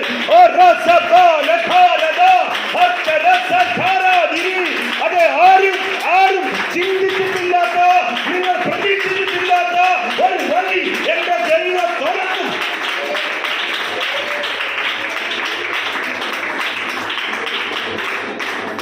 ഒരു ഗ്ലാസ്സിൽ കൊണ്ടു കൊടുക്കാൻ ആരുമില്ല. അപ്പോൾ ആ കുഴി, പുള്ളി നിൽക്കുന്നതിൻ്റെ അപ്പുറത്ത് തന്നെ ഒരു കുഴി അങ്ങ് പിളന്നു. അതിൽ കൂടെ പുള്ളി വരുത്താനും ഒന്നും ചെയ്തില്ല, വെള്ളം ഇങ്ങനെ വരിക, കുടിച്ച് തൃപ്തി അടയാൻ. കുളിക്കുകയും നീന്താനും തക്കമുള്ള മനുഷ്യൻ അളന്നു കൊടുക്കുമ്പോൾ എൻ്റെ ദൈവം കൊടുക്കുന്നതിന് അളവില്ല, അതേ പരിധിയില്ല. 4 പേരുടെ മുന്നിൽ പറയത്തില്ല. ചിലർ ചാരിറ്റി കൊടുത്തിട്ട് പറയും, ഞാനും എൻ്റെ സഭയും, അല്ല ഞാനും എൻ്റെ ഇന്നാളൂടെ ചേർന്ന് അതേ കുഞ്ഞേലിയമ്മയ്ക്ക് കൊടുത്തതായ എന്ന് പറഞ്ഞ് ഫോട്ടോ 100 എണ്ണം ഇട്ട് ഫേസ്ബുക്കിലും യൂട്യൂബിലും പിന്നെ പത്രങ്ങളിലും മാഗസിനിലും മാഗസിനുകളിൽ ഒക്കെ തിരിച്ചും മറിച്ചും ഒക്കെ നിന്ന് ഫോട്ടോ എടുക്കുമ്പോൾ എൻ്റെ ദൈവം അങ്ങനെ ഫോട്ടോ എടുക്കൊന്നുമില്ല. ഹല്ലേലൂയ. അതെ, എന്നാൽ ചരിത്രത്തിൽ നാളുകളിൽ ആരും ഫോട്ടോ എടുക്കാനില്ലാത്തപ്പോഴും ആരും തരാനില്ലാത്തപ്പോഴും ഒരപേക്ഷയും കൊടുക്കാതെ എനിക്ക് വേണ്ടി നിനക്ക് വേണ്ടി നിങ്ങൾ പ്രാർത്ഥിക്കുമ്പോൾ, ആരാധിക്കുമ്പോൾ, കണ്ണീരോടെ ദൈവസന്നിധി ജാഗരിക്കുമ്പോൾ അത് ദൈവം തുറക്കും. അദ്ദേഹം കുടിച്ചു, അദ്ദേഹം തൃപ്തിയായി. കഴിഞ്ഞോ സിസ്റ്ററെ? അത് വായിച്ചു. ആ ചൈതന്യം പ്രാപിച്ചു, ആ പേരൊക്കെ ഉണ്ടായി. ആ നല്ല കാര്യങ്ങളാ അല്ലേ? അല്ലേ? ഇവിടെ വെച്ച് വായന നിർത്തിക്കോണം. ഇനി വായിക്കരുത്. ഇനി വായിച്ചാൽ തോന്നു എന്നാപ്പാ ഈ നടക്കുന്നതെന്ന്, എന്താണ് നടക്കുന്നതെന്ന്. നമുക്കിവിടെ സിനിമാ കഥയൊന്നും പറയാനൊന്നും പറ്റത്തില്ല, അതിൻ്റെ സ്ഥലമല്ലല്ലോ. പക്ഷെ പത്രത്തിലെ വാർത്തകൾ വായിക്കണ്ടേ, പറയണ്ടേ? അല്ലേ? ഇപ്പം നാട്ടിൽ മുഴുവൻ പേപ്പറിലും നമ്മൾ ചാനലൊക്കെ നോക്കി ഒറ്റ വാർത്തയാണ്, ഹേമ കമ്മീഷൻ. എന്തോ കമ്മീഷനാ? ഹേമ കമ്മീഷൻ. എന്തോ ഹേമ കമ്മീഷൻ? സിനിമാക്കാരുടെ ഇടയിലെല്ലാം പ്രശ്നങ്ങൾ, അവിടുത്തെ പെണ്ണുങ്ങൾക്ക് മര്യാദയ്ക്ക് മുറിക്കകത്ത് കിടക്കാൻ പറ്റത്തില്ല എന്നുള്ള പ്രശ്നങ്ങളെല്ലാം വന്നപ്പോൾ സർക്കാർ ഒരു കമ്മീഷനെ വെച്ചു, ഹേമ കമ്മീഷൻ. ശരിയാണെന്ന് അറിയാം. അപ്പോൾ ഹേമ കമ്മീഷൻ, ഹേമയും എന്ന് പറയുന്ന, ഹേമ എന്ന് പറയുന്ന ഒരു പഴയ ജഡ്ജിയും, പിന്നെ പഴയ മലയാള നടി ശാരദയും, പിന്നെ പഴയ ഒരു IPSകാരായിരിക്കുന്ന വത്സലാകുമാരിയും ചേർന്ന് റിപ്പോർട്ട് തയ്യാറാക്കി. റിപ്പോർട്ട് എന്ന് കൊടുത്തതെന്നറിയാമോ? 2019 കൊടുത്തപ്പോൾ ഇന്നിപ്പോൾ എത്ര? 5 കൊല്ലം സർക്കാർ അതെന്ത് ചെയ്തു? പൂഴ്ത്തി വെച്ചു. കാരണം എഴുതി കൊടുത്തവർ തന്നെ പറഞ്ഞു ഇത് മൊത്തം ഇതും പുറത്ത് പറയേണ്ട, ഭയങ്കര അടിയും വേണമെന്നും സർവനാശം ഉണ്ടാവും. കാരണം പേര് പലരുടെയും അതിനകത്തുണ്ട്, അതൊക്കെ വലിയ പ്രശ്നമാവും. അതുകൊണ്ട് ഇത് പറയണ്ടെന്ന് പറഞ്ഞു. അങ്ങനെ 5 കൊല്ലം വെച്ചിരിക്കുമായിരുന്നു. അതിനിടയ്ക്ക് ഒത്തിരി കേസ് കൊടുത്തു, ആരുടെയൊക്കെ പേരാ. അപ്പോൾ പിന്നെ പുറത്ത് വന്നിരിക്കുന്ന പേരെന്നറിയാമോ? പുറത്ത് കുറേ പേര് വന്നു. ഒത്തിരി പ്രമുഖർ ഇതിനകത്തുണ്ട്, ഒത്തിരി ഉന്നതർ ഇതിനകത്തുണ്ട്. അപ്പോൾ ഓരോരുത്തരും കേസ് എങ്ങനെയാണ് കൊടുക്കുന്നത്? കേസ് കൊടുക്കാൻ പറ്റുമോ? ആർക്കെതിരെ കേസ് കൊടുക്കണ്ടേ? പ്രമുഖൻ എന്ന് പറഞ്ഞാൽ ആരാ? കൃഷ്ണകാരന്തോ? ജോളി തോമസ് എന്ന് പേര് കണ്ടാൽ നമുക്ക് ജോളി തോമസ് എന്ന് പറഞ്ഞുകൂടെ? പ്രമുഖർ, യുവാവ്, യുവതി, സ്ത്രീ, ഇങ്ങനൊക്കെ എഴുതിയാൽ അങ്ങനെ പറ്റുമോ? ദൈവത്തിന്റെ ന്യായാസനത്തിൽ ഇങ്ങനെ പ്രമുഖിയൊന്നും അല്ല, പേരങ്ങ് പറയും. സൂസമ്മ എന്നാണ് സൂസമ്മ, ജോൺ എന്നാണ് ജോൺ, അലക്സാണ്ടർ എന്നാണ് അലക്സാണ്ടർ, ദേവരാജൻ എന്നാണ് ദേവരാജൻ. കൃത്യം സ്ഥലത്ത് കറക്റ്റ് പറയും. ഹല്ലേലൂയ. അങ്ങനല്ലേ കർത്താവ് പറഞ്ഞു വിടുന്നേ. ഇന്നടത്ത് പോയി ഇന്നേരെ അന്വേഷിക്കാൻ, കടപ്പുറത്താണ് താമസിക്കുന്നത്, അവൻ തോൽക്കല്ലനായ ശീമോന്റെ കൂടെ അന്ന് കറക്റ്റ് പോസ്റ്റ് ഓഫീസ് കോഡ് വരെ പറഞ്ഞാൽ കർത്താവ് ഒരു വിഷയം വിടുന്നു. ഇത് പറഞ്ഞില്ല. പറയാത്തത് കൊണ്ട് എല്ലാവർക്കും ഭയങ്കര സന്തോഷം. കാരണം പ്രതികൾക്കൊന്നും എന്ത് ചെയ്യണ്ട. അപ്പം അതുകൊണ്ട് അമ്മ എന്ന് പറയുന്ന സംഘടനയിലെ പ്രമുഖനായ അതിൻ്റെ ജനറൽ സെക്രട്ടറി ഇതിൻ്റെ പേര് സിദ്ദിഖെന്നാണ്. അദ്ദേഹം പറഞ്ഞു ഇത് ക്രിമിനൽ കുറ്റമാണ്, ഇത് ചെയ്തവരെ പിടിക്കണം. ആരേലും വന്ന് പറഞ്ഞാൽ ആ പരാതി ഉണ്ടെങ്കിൽ നമുക്ക് പിടിക്കാം. പരാതികളില്ല, ആരുടെയാണെന്ന് അറിയത്തില്ല. ഇയാൾ ഇത് പറഞ്ഞേച്ച് വീട്ടിൽ ചെല്ലുന്നതിന് മുമ്പ് ഒരു പെണ്ണിറങ്ങിയിട്ട് പറഞ്ഞു പണ്ട് ഇവൻ എന്നെ പീഡിപ്പിച്ചാണ്. ഇന്ന് നേരം എടുത്ത് രാജിവെച്ച് ഇപ്പൊ പറയാം ഊട്ടിയിലാ എനിക്ക് ഷൂട്ടിങ്, എനിക്ക് തൽക്കാലം മറുപടി പറയാനില്ല, ഞാൻ രാജിവെച്ചിരിക്കുന്നു. തെളിവില്ല. എന്തില്ല? തെളിവില്ല. ഒരു പെണ്ണ് പറഞ്ഞിരിക്കുന്നതേ ഉള്ളൂ, തെളിവില്ല. ക്യാമറ ഇല്ല, ഫോട്ടോ എടുത്തിട്ടില്ല. എന്നാൽ ഒരു പെണ്ണ് അപ്പുറത്തുനിന്ന് പറഞ്ഞപ്പോ ഒരു ഉന്നതൻ പടക്കാതെ നിലത്ത് വീണെങ്കിൽ പാപം ചെയ്തവൻ, തെറ്റു ചെയ്തവൻ അപ്പൊ എത്ര ഒളിച്ചാലും നിൽക്കാൻ പറ്റൂല. അതാണ് ഞാൻ അതിനകത്തൊരു ആത്മീയ അർത്ഥം ഞാൻ പറയാൻ വന്നേ. എന്താണെന്നറിയാമോ? എന്തെങ്കിലും അകത്ത് കരട് കിടപ്പുണ്ടെങ്കിൽ കുഞ്ഞാടിന്റെ രക്തത്തിൽ ശുദ്ധീകരണം പ്രാപിച്ച് നേരെയാക്കിക്കോ. കാറ്റടിച്ചു പോയി അപ്പുറത്ത് എന്നാ പിന്നെ യാതൊരു പരിപാടി നടക്കത്തില്ല. പിന്നെ ചെന്ന് തല കുനിച്ച് നിൽക്കേണ്ടി വരും. ഇന്ന് ഈ നിമിഷത്തിൽ യേശുവിന്റെ രക്തം നിങ്ങൾക്ക് വേണ്ടി ഒഴുകിക്കൊണ്ടിരിക്കുന്നു, എനിക്ക് വേണ്ടി ഒഴുകിക്കൊണ്ടിരിക്കുന്നു. കഥ രക്താംബരം പോലെ കഥ ചുമന്നതാണെങ്കിലും ഹിമം പോലെ വെളുപ്പിക്കാമെന്നുള്ള സുവിശേഷ സത്യം ഞാൻ ആവർത്തിക്കുകയാണ്. അവിടെ കള്ളം പറയാൻ പറ്റില്ല, അവിടെ കപടം പറയാൻ പറ്റൂല. ആ നാളുകൾ അടുക്കുന്നതിന് മുമ്പ് ദൈവസ്ഥലത്തിൽ നേരാകണം. അതുകൊണ്ട് ഞാൻ പറഞ്ഞേ. അപ്പോൾ ആ പെണ്ണ് പറയുന്നുണ്ട്, കൊച്ചിന്റെ പ്രായത്തിൽ സംഭവിച്ചത്. അവൾ പറയുന്നുണ്ട്, ഞാനിങ്ങനെ വിചാരിച്ചില്ല, ഞാനിങ്ങനെ കരുതിയില്ല, ഞാൻ അതിലേക്ക് വരാനാണ് ഇതിലേക്ക് വന്നേ. കണ്ട സ്റ്റാറുകളാണ്. ഇനി ഒത്തിരി സ്റ്റാറുകളുണ്ട്, ഒത്തിരി സ്റ്റാറുകൾ. ചിലർക്ക് ഹേമ കമ്മീഷൻ കൊടുത്തെന്ന് പറഞ്ഞപ്പോഴേ അയാൾക്ക് പനി പിടിച്ചെടുത്ത 5 ദിവസം ആശുപത്രിയിലായിരുന്നു. ആരൊക്കെ അന്നൊക്കെ നിങ്ങൾ പത്രത്തിൽ നിന്ന് വായിച്ചു? അതൊക്കെ നമുക്കറിയാം. മിക്കവാറും എല്ലാത്തിനും അത് പനിയാണ്. എന്നാൽ എല്ലാവരും സ്റ്റാറുകളാണ്, താര രാജാക്കളാണ്. ഹല്ലേലൂയ. അപ്പൊ ഇവരുടെയൊക്കെ താരരാജാക്കന്മാരുടെയൊക്കെ ചരിത്രം നമ്മൾ അങ്ങോട്ട് കൂടുതൽ വായിക്കുമ്പോൾ മതി, അറിഞ്ഞെടുത്തോളം മതി. കൂടുതൽ അറിയാതിരിക്കുന്ന ആയിരിക്കും നല്ലത്. അത് ഞാൻ ഇവിടോട്ട് കൊടുക്കുക. ഇപ്പൊ നമ്മൾ കണ്ടത് എന്താ? ഒരഭിഷക്തൻ കയ്യിൽ ചരട് കത്തി കരിഞ്ഞു പോകുന്നു, അല്ലെങ്കിൽ കയറ് കത്തിക്കരിഞ്ഞു പോകുന്നു. പച്ച കഴുതയുടെ പച്ച താടിയെല്ലാം എടുത്തിട്ട് കുന്നിലിടുന്ന ആയിരക്കണക്കിന് ഒന്ന് പ്രാർത്ഥിച്ചപ്പോൾ ഒരു കുഴി പിളരുമാറാക്കി ദൈവം ആരും കൊടുക്കാത്ത വെള്ളം കൊടുത്ത് 15-ാം അധ്യായം 16 അങ്ങോട്ട് തുടങ്ങിയ സിസ്റ്ററെ. കാരണം വേദപുസ്തകത്തിലുള്ളത് നമുക്ക് വായിക്കാതിരിക്കാൻ പറ്റില്ല. എല്ലാം ഒന്നും അല്ലെങ്കിൽ ഇത് വായിച്ച് 1-2 വാക്യം ഒന്ന് വായിച്ചു. അനന്തരം എന്ന് പറഞ്ഞാൽ എന്തുവാ? പിന്നീട് ഈ കാര്യങ്ങളൊക്കെ കഴിഞ്ഞതിന് ശേഷം, വലിയ പ്രവൃത്തികളൊക്കെ ചെയ്തതിന് ശേഷം, ആയിരക്കണക്കിന് പേരെ കൊന്നൊടുക്കിയതിന് ശേഷം, അല്ലെ ദൈവപ്രവൃത്തി അവിടെ നടത്തിയതിന് ശേഷം, അനന്തരം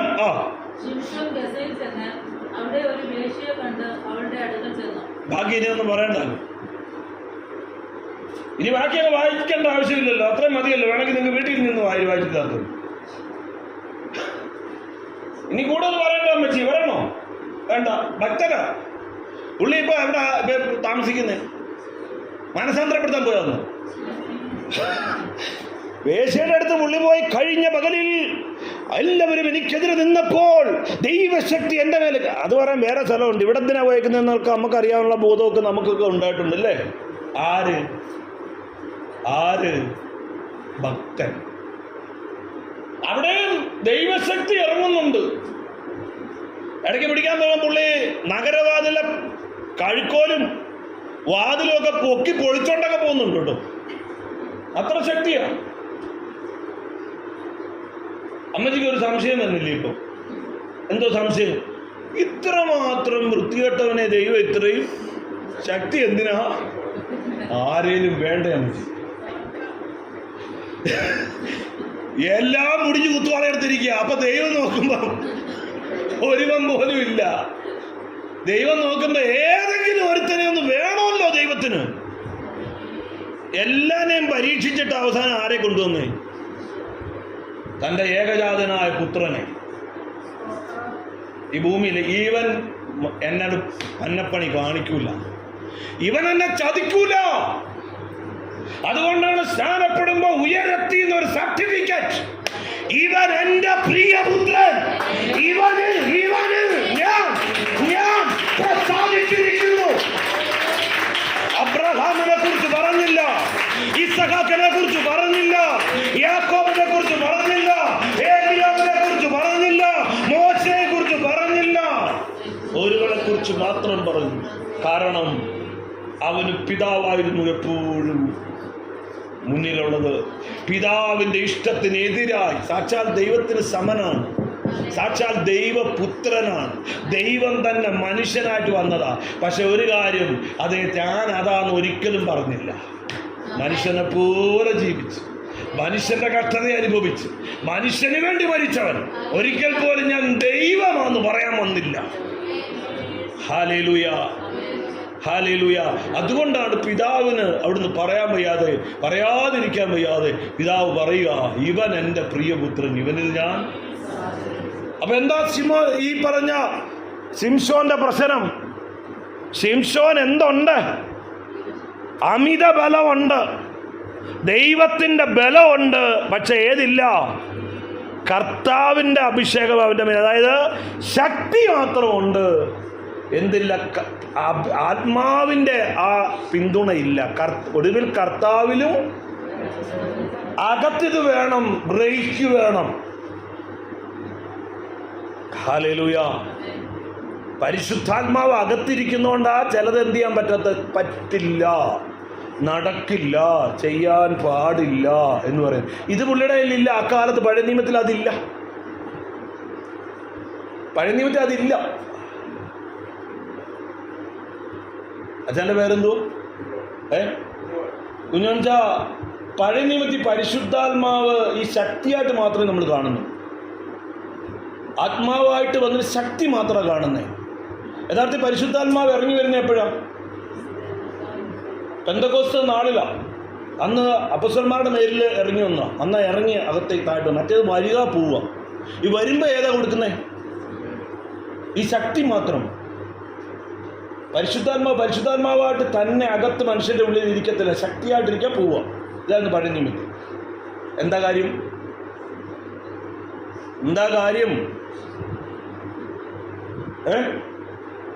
എന്താ കാര്യം?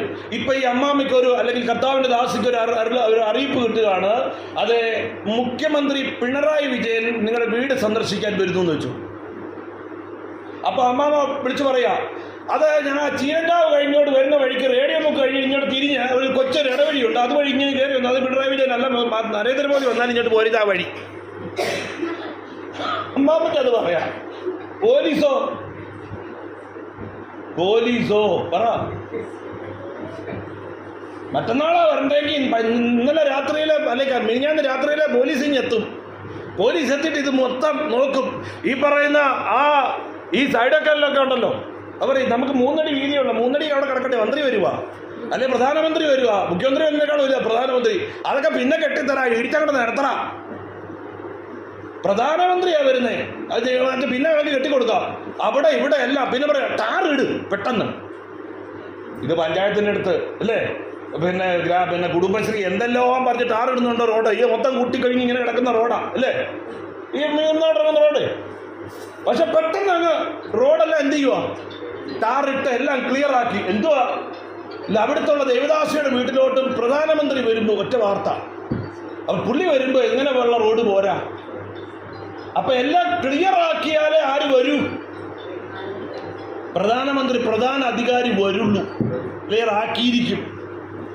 പാപം നിറഞ്ഞ ഈ ഭൂമിയിലേക്ക് ദൈവത്തിന്റെ സത്യാത്മാവാകുന്ന പരിശുദ്ധാത്മാവ് ഇറങ്ങി നിൽക്കാൻ പറ്റില്ല. ശക്തി കൊടുക്കും, പോവും, നിൽക്കത്തില്ല. ആ പാപത്തെ തന്റെ പുത്രനെ അയച്ച് പരിഹരിച്ച് അവന്റെ രക്തത്തിലൂടെ ഒരു വഴി എന്റെ ദൈവം, എന്റെ കർത്താവ് വെട്ടിക്കൊടുത്തപ്പോൾ ആ വെട്ടിക്കൊടുത്ത വഴിയിലൂടെ പരിശുദ്ധാത്മാവ് എത്തി. അല്ലാതെ കണ്ടകം നിറങ്ങുന്ന ആത്മാവല്ല പരിശുദ്ധാത്മാവ്. വിറയലും അഭിഷേകവും കാണിച്ച് പരിശുദ്ധാത്മാവാന്ന് ചിന്തിക്കണ്ട. പരിശുദ്ധാത്മാവ് വിശുദ്ധി ഉള്ളിടത്തേ കുടിയിരിക്കൂ. പരിശുദ്ധാത്മാവിന്റെ ശക്തി എല്ലാവർക്കും കിട്ടും. ഒരിക്കൽ കിട്ടിയ ശക്തി എന്ത് ചെയ്യത്തില്ല. ഇപ്പൊ എനിക്ക് പരിശുദ്ധാത്മാവിനെ ലഭിച്ചു എന്നിരിക്കട്ടെ, പരിശുദ്ധാത്മാവിന്റെ കൃപാവരങ്ങളും എനിക്ക് ലഭിച്ചു എന്ന് വെച്ചോ, ഞാൻ വൃത്തിയേട് കാണിക്കുമ്പോൾ ആര് പോവും? പരിശുദ്ധാത്മാവ് പോവും. ഏത് പോവില്ല? കൃപാവരം പോവില്ല. ഞാൻ രോഗികൾക്ക് വേണ്ടി പ്രാർത്ഥിച്ച രോഗികൾ സൗഖ്യമാകും.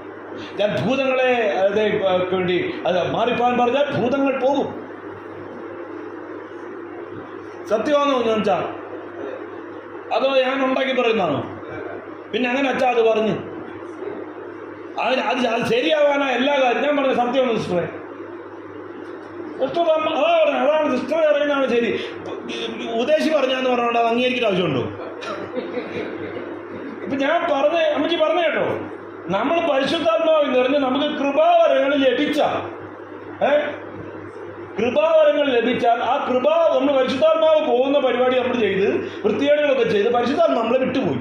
പക്ഷേ കൃപാവരം അവിടെ കിടപ്പുണ്ട് എന്ന് ഞാൻ പറയുന്നത് അത് പോകില്ല, അതവിടെ കിടന്നോളും. നമ്മൾ പ്രാർത്ഥിച്ചാൽ പിന്നെ ആളുകൾ സൗഖ്യമാവും. അതേ എന്നിപ്പോൾ ഞാൻ പറയുന്നത് അമ്മയ്ക്ക് സമ്മതിക്കും, കുഞ്ഞാച്ചാ സമ്മതിക്കും, അമ്മയ്ക്ക് സമ്മതിക്കുമോ? പറ അമ്മച്ചി. അമ്മച്ചി ഒന്നും മിണ്ടുന്നില്ല. സിസ്റ്റർ പറഞ്ഞ സമ്മതിക്കത്തില്ല. കുഞ്ഞാച്ചാൻ പറഞ്ഞ ചുമ്മാ ഉപദേശിച്ച് പറയത്തില്ല, എന്തോ കാര്യമുണ്ടോ കുഞ്ഞുവച്ചാൻ കുറച്ചുകൊണ്ട് അത് പോകത്തില്ല. ഒരു കാര്യം ചെയ്യാം, അമ്മച്ചി എനിക്കൊരു 5000 രൂപ തന്നു എന്ന് വെച്ചോ, എനിക്ക് തന്നു എന്ന് വെച്ചു, കരണ്ട തന്നു എന്ന് വെച്ചു.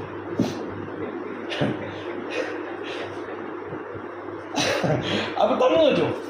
പക്ഷേ ഞാൻ എന്തോ അമ്മച്ചിയെ പുകഴ്ത്തി സന്തോഷമൊക്കെ ഇരിക്കുവാണെങ്കിൽ ഞാൻ അമ്മച്ചി തിരിച്ചു പോയിക്കത്തില്ലല്ലോ.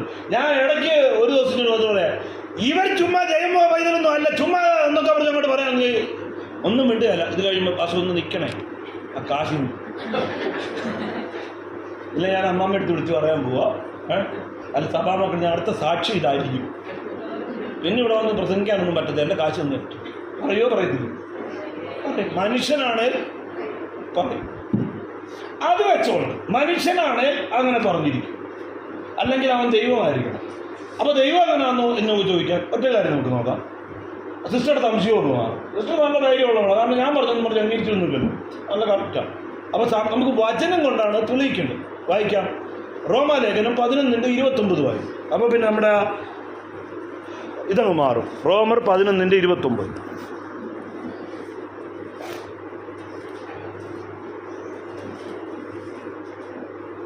വായിച്ചോ.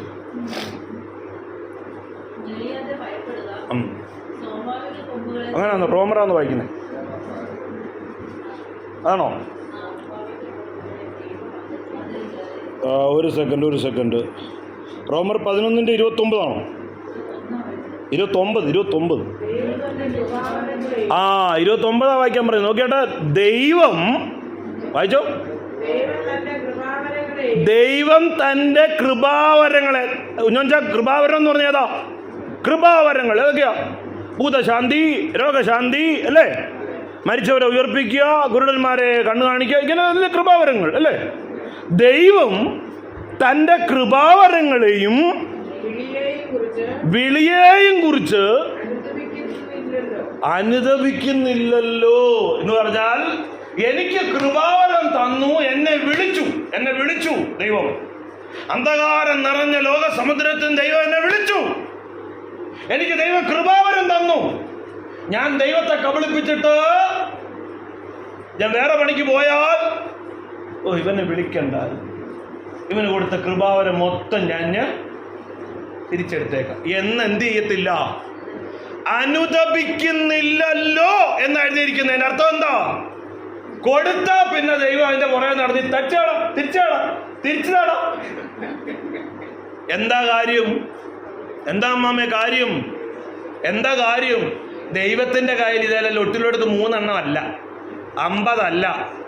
ആര് ചോദിച്ചാലും എത്ര ചോദിച്ചാലും അളവില്ലാതെ കൊടുക്കാൻ എൻ്റെ ദൈവത്തിന്റെ കയ്യിലുണ്ട്.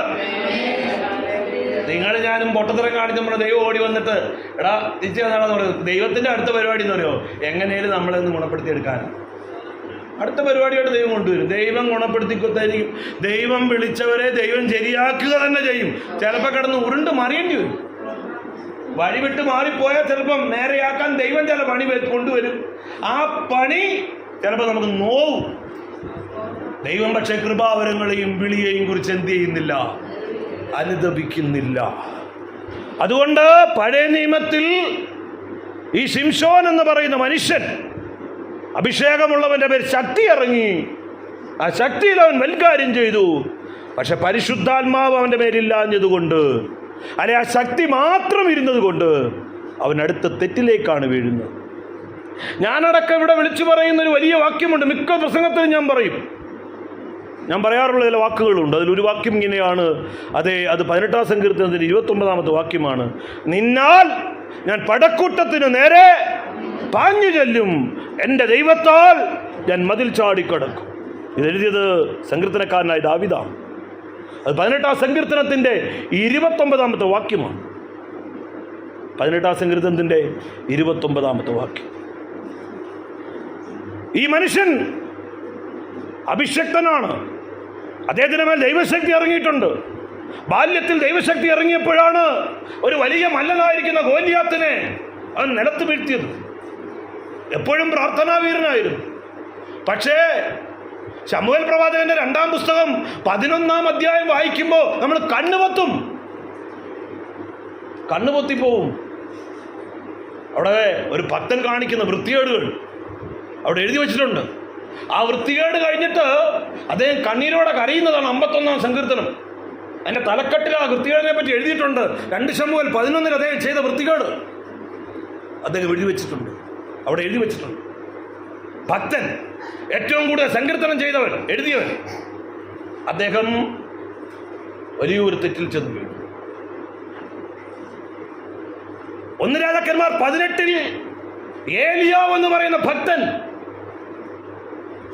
താനൊന്ന് പ്രാർത്ഥിക്കുമ്പോ ആകാശത്തുനിന്ന് തീയിറങ്ങി ഭൂമിയിലെ മണ്ണ് വരെ ചാമ്പലാക്കിന്ന.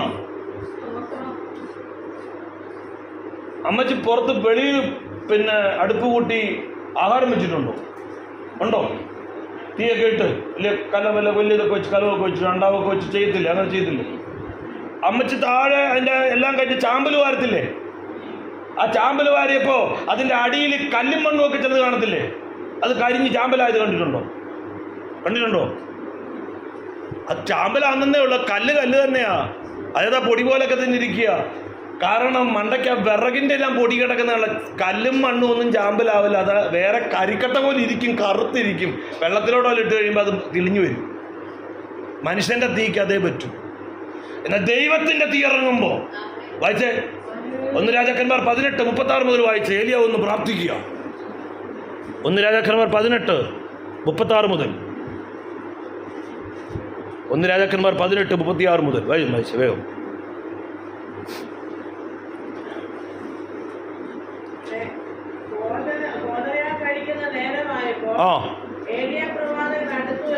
ആ യാഗപീഠത്തിന്റെ അടുക്കോട്ട് താൻ ചെല്ലുകയാണ്. താനിങ്ങനെ പ്രാർത്ഥിക്കുകയാണ്, അബ്രഹാമിന്റെയും ഇസ്ഹാക്കിന്റെയും ഇസ്രായേലിന്റെയും ദൈവമായ യഹോവേ.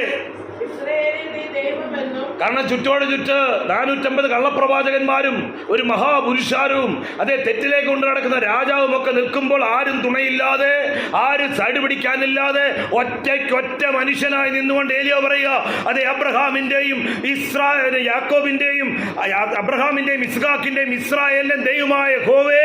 വായിച്ചേ,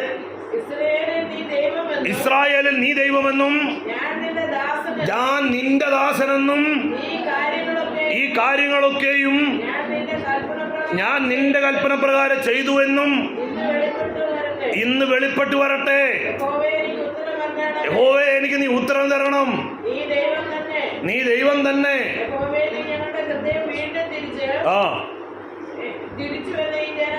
ഈ ജനം അറിയേണ്ടതിന്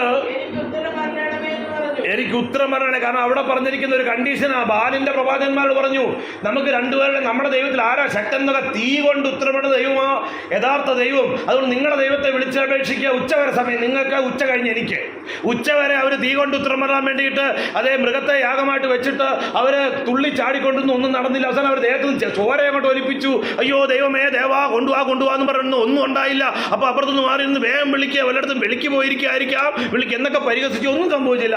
അതിനുശേഷമാണ് ഇദ്ദേഹത്തിന്റെ സമയം. ഇപ്പൊ തീ ഇറങ്ങിയില്ലെങ്കിൽ തന്നെ തീ ഇറങ്ങാൻ സാധ്യതയില്ല. എങ്ങനെ ദൈവം ഇറങ്ങി തീയായിട്ട് ഇറങ്ങുമോ? അതിന് യാതൊരു സാധ്യതയും ഇല്ല. അത് നടന്നിട്ടില്ല, മറ്റവർക്ക് നടന്നില്ല, ഇയാൾക്ക് നടക്കാൻ സാധ്യതയില്ല. പക്ഷെ ഇദ്ദേഹം പറയുകയാണ്, ഇപ്പം വെളിപ്പെടുത്തണം. ഞാൻ ഒരു കാര്യം, അതാണ് ദൈവത്തിൻ്റെ അതേ പ്രത്യേകത. കണ്ണീരോടെ തകർച്ചയുടെ നടുവിൽ, പരാജയത്തിന്റെ നടുവിൽ നാളത്തെ പ്രഭാതം മുന്നോട്ട് പോകാൻ പറ്റില്ലെന്ന നിലകളിൽ പ്രതിസന്ധിയാൽ ഭക്തൻ ഉഴലുമ്പോൾ എൻ്റെ ദൈവം ഇറങ്ങി വരും.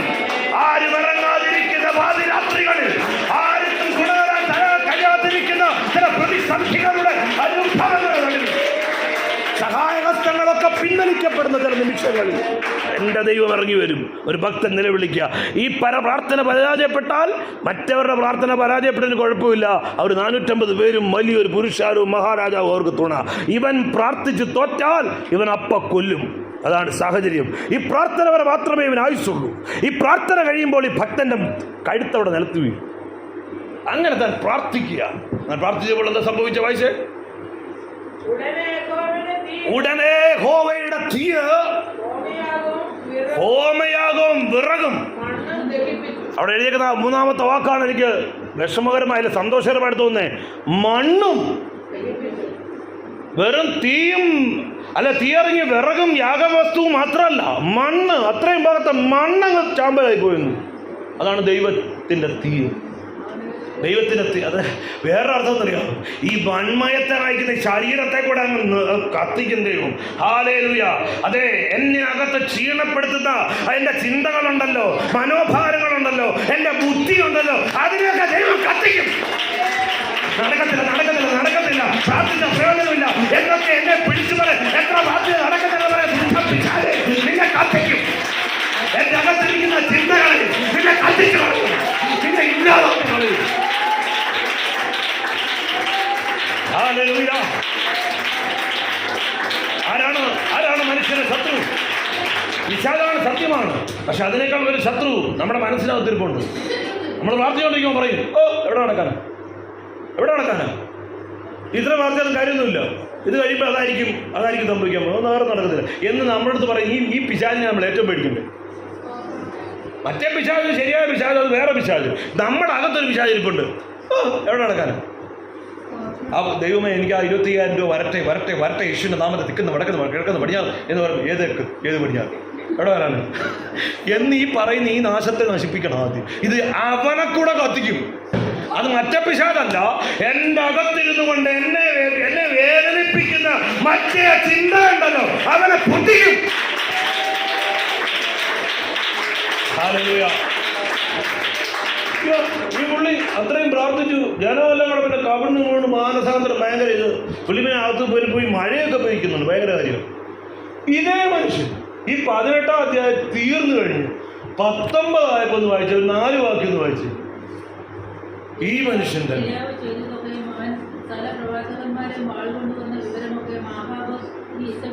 രാജാവാണ് രാജ്യം ഭരിക്കുന്നതിൽ രാജാവിൻ്റെ പെൻസീറ്റ് ഡ്രൈവിംഗ് എന്ന് പറയുന്ന യഥാർത്ഥ ഒരു അമ്മാമ്മ അപ്പുറത്തുണ്ട്, ഈസേബേൽ.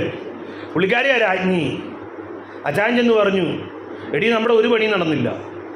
അവൻ പറയുന്ന പോലെ കാര്യം നടന്നേ, നമ്മുടെ ആളുകളെയൊക്കെ അവൻ വെട്ടിയിട്ടു, അവൻ പ്രാർത്ഥിച്ചപ്പോൾ തീ എറിഞ്ഞു. ഇത് മുഴുവനും ഈ പുള്ളിക്കാരി അറിഞ്ഞപ്പോൾ അവളൊരു തീരുമാനം എടുത്തു. അവളൊരു ദൂതനെ അങ്ങോട്ടായി പറഞ്ഞു കൊടുത്തു. വായിച്ചേ.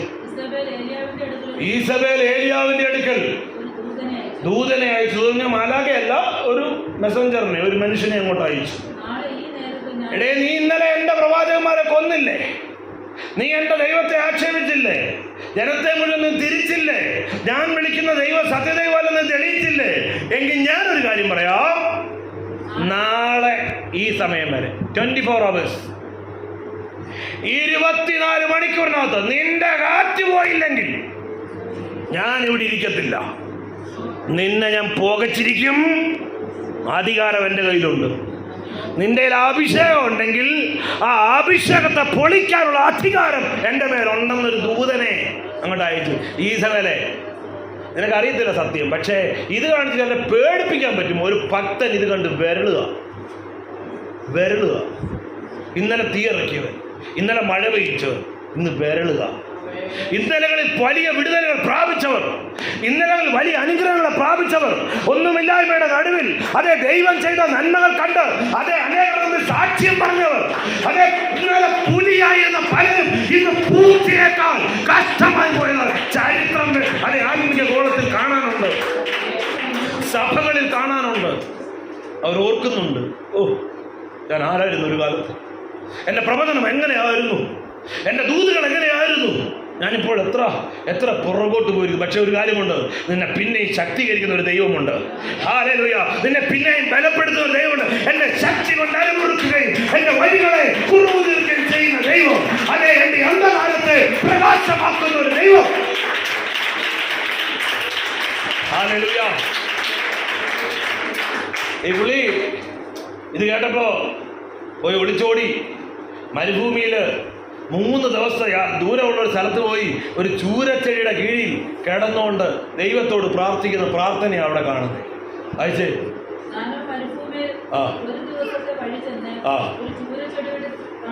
ഒരു ചൂരച്ചെടിയുടെ തണലിൽ മരിക്കാതിരിക്കുകയാണ് ഇന്നലത്തെ ഭക്തൻ. 24 മണിക്കൂറിനകത്ത് ഇന്നലത്തെ ഭക്തൻ ഇപ്പം മരണം കുതിക്കുക. പറഞ്ഞേ, വായിച്ചേ. ദൈവത്തോട് പറയാ, ഇന്നലെ ദൈവം ഇറങ്ങാനാ പറഞ്ഞേ, ഇപ്പൊ ദൈവത്തോട് കൽപ്പിക്കുക, മതി സാറേ, മതി, ഇനി കൂടുതൽ ഏലിയാവിന് കനപ്പിച്ചൊന്നും തരണ്ട, ഞാൻ നിർത്തിയെന്നേ. എനിക്കിനി പ്രസംഗിക്കാനും വയ്യ, പ്രാർത്ഥിക്കാനും വയ്യ, ഇടിവിളിക്കാനും വയ്യ, എന്നെ കൊല്ലൂന്ന്. എടോ മിസ്റ്റർ ഏലിയാവേ, ഇന്നലെ 450 പ്രവാചകന്മാരും മഹാരാജാവും ഒരു വലിയ പുരുഷാരവും നിന്റെ മുമ്പിൽ നിന്നപ്പോ നീ ചത്തില്ല. നിനക്ക് വേണ്ടി ദൈവം ഇറങ്ങിയെന്ന് നീ കണ്ണാലെ കണ്ടതല്ലേ. ഇപ്പൊ ഏതോ ഒരു പെണ്ണുമ്പിള്ള എവിടുന്നോ ഒരാളെ വിട്ടിരിക്കുമ്പോ നീ പേടിക്കല്ലേ, എന്നാടാ നീ എന്ന് ദൈവം ചോദിച്ചില്ല. പുള്ളിയുടെ ദൈവത്തോട് പറയാ, മതി. അടുത്ത വായിച്ചേ. മതി കർത്താവേ, എന്റെ ജീവനെ അങ്ങ് എടുക്ക.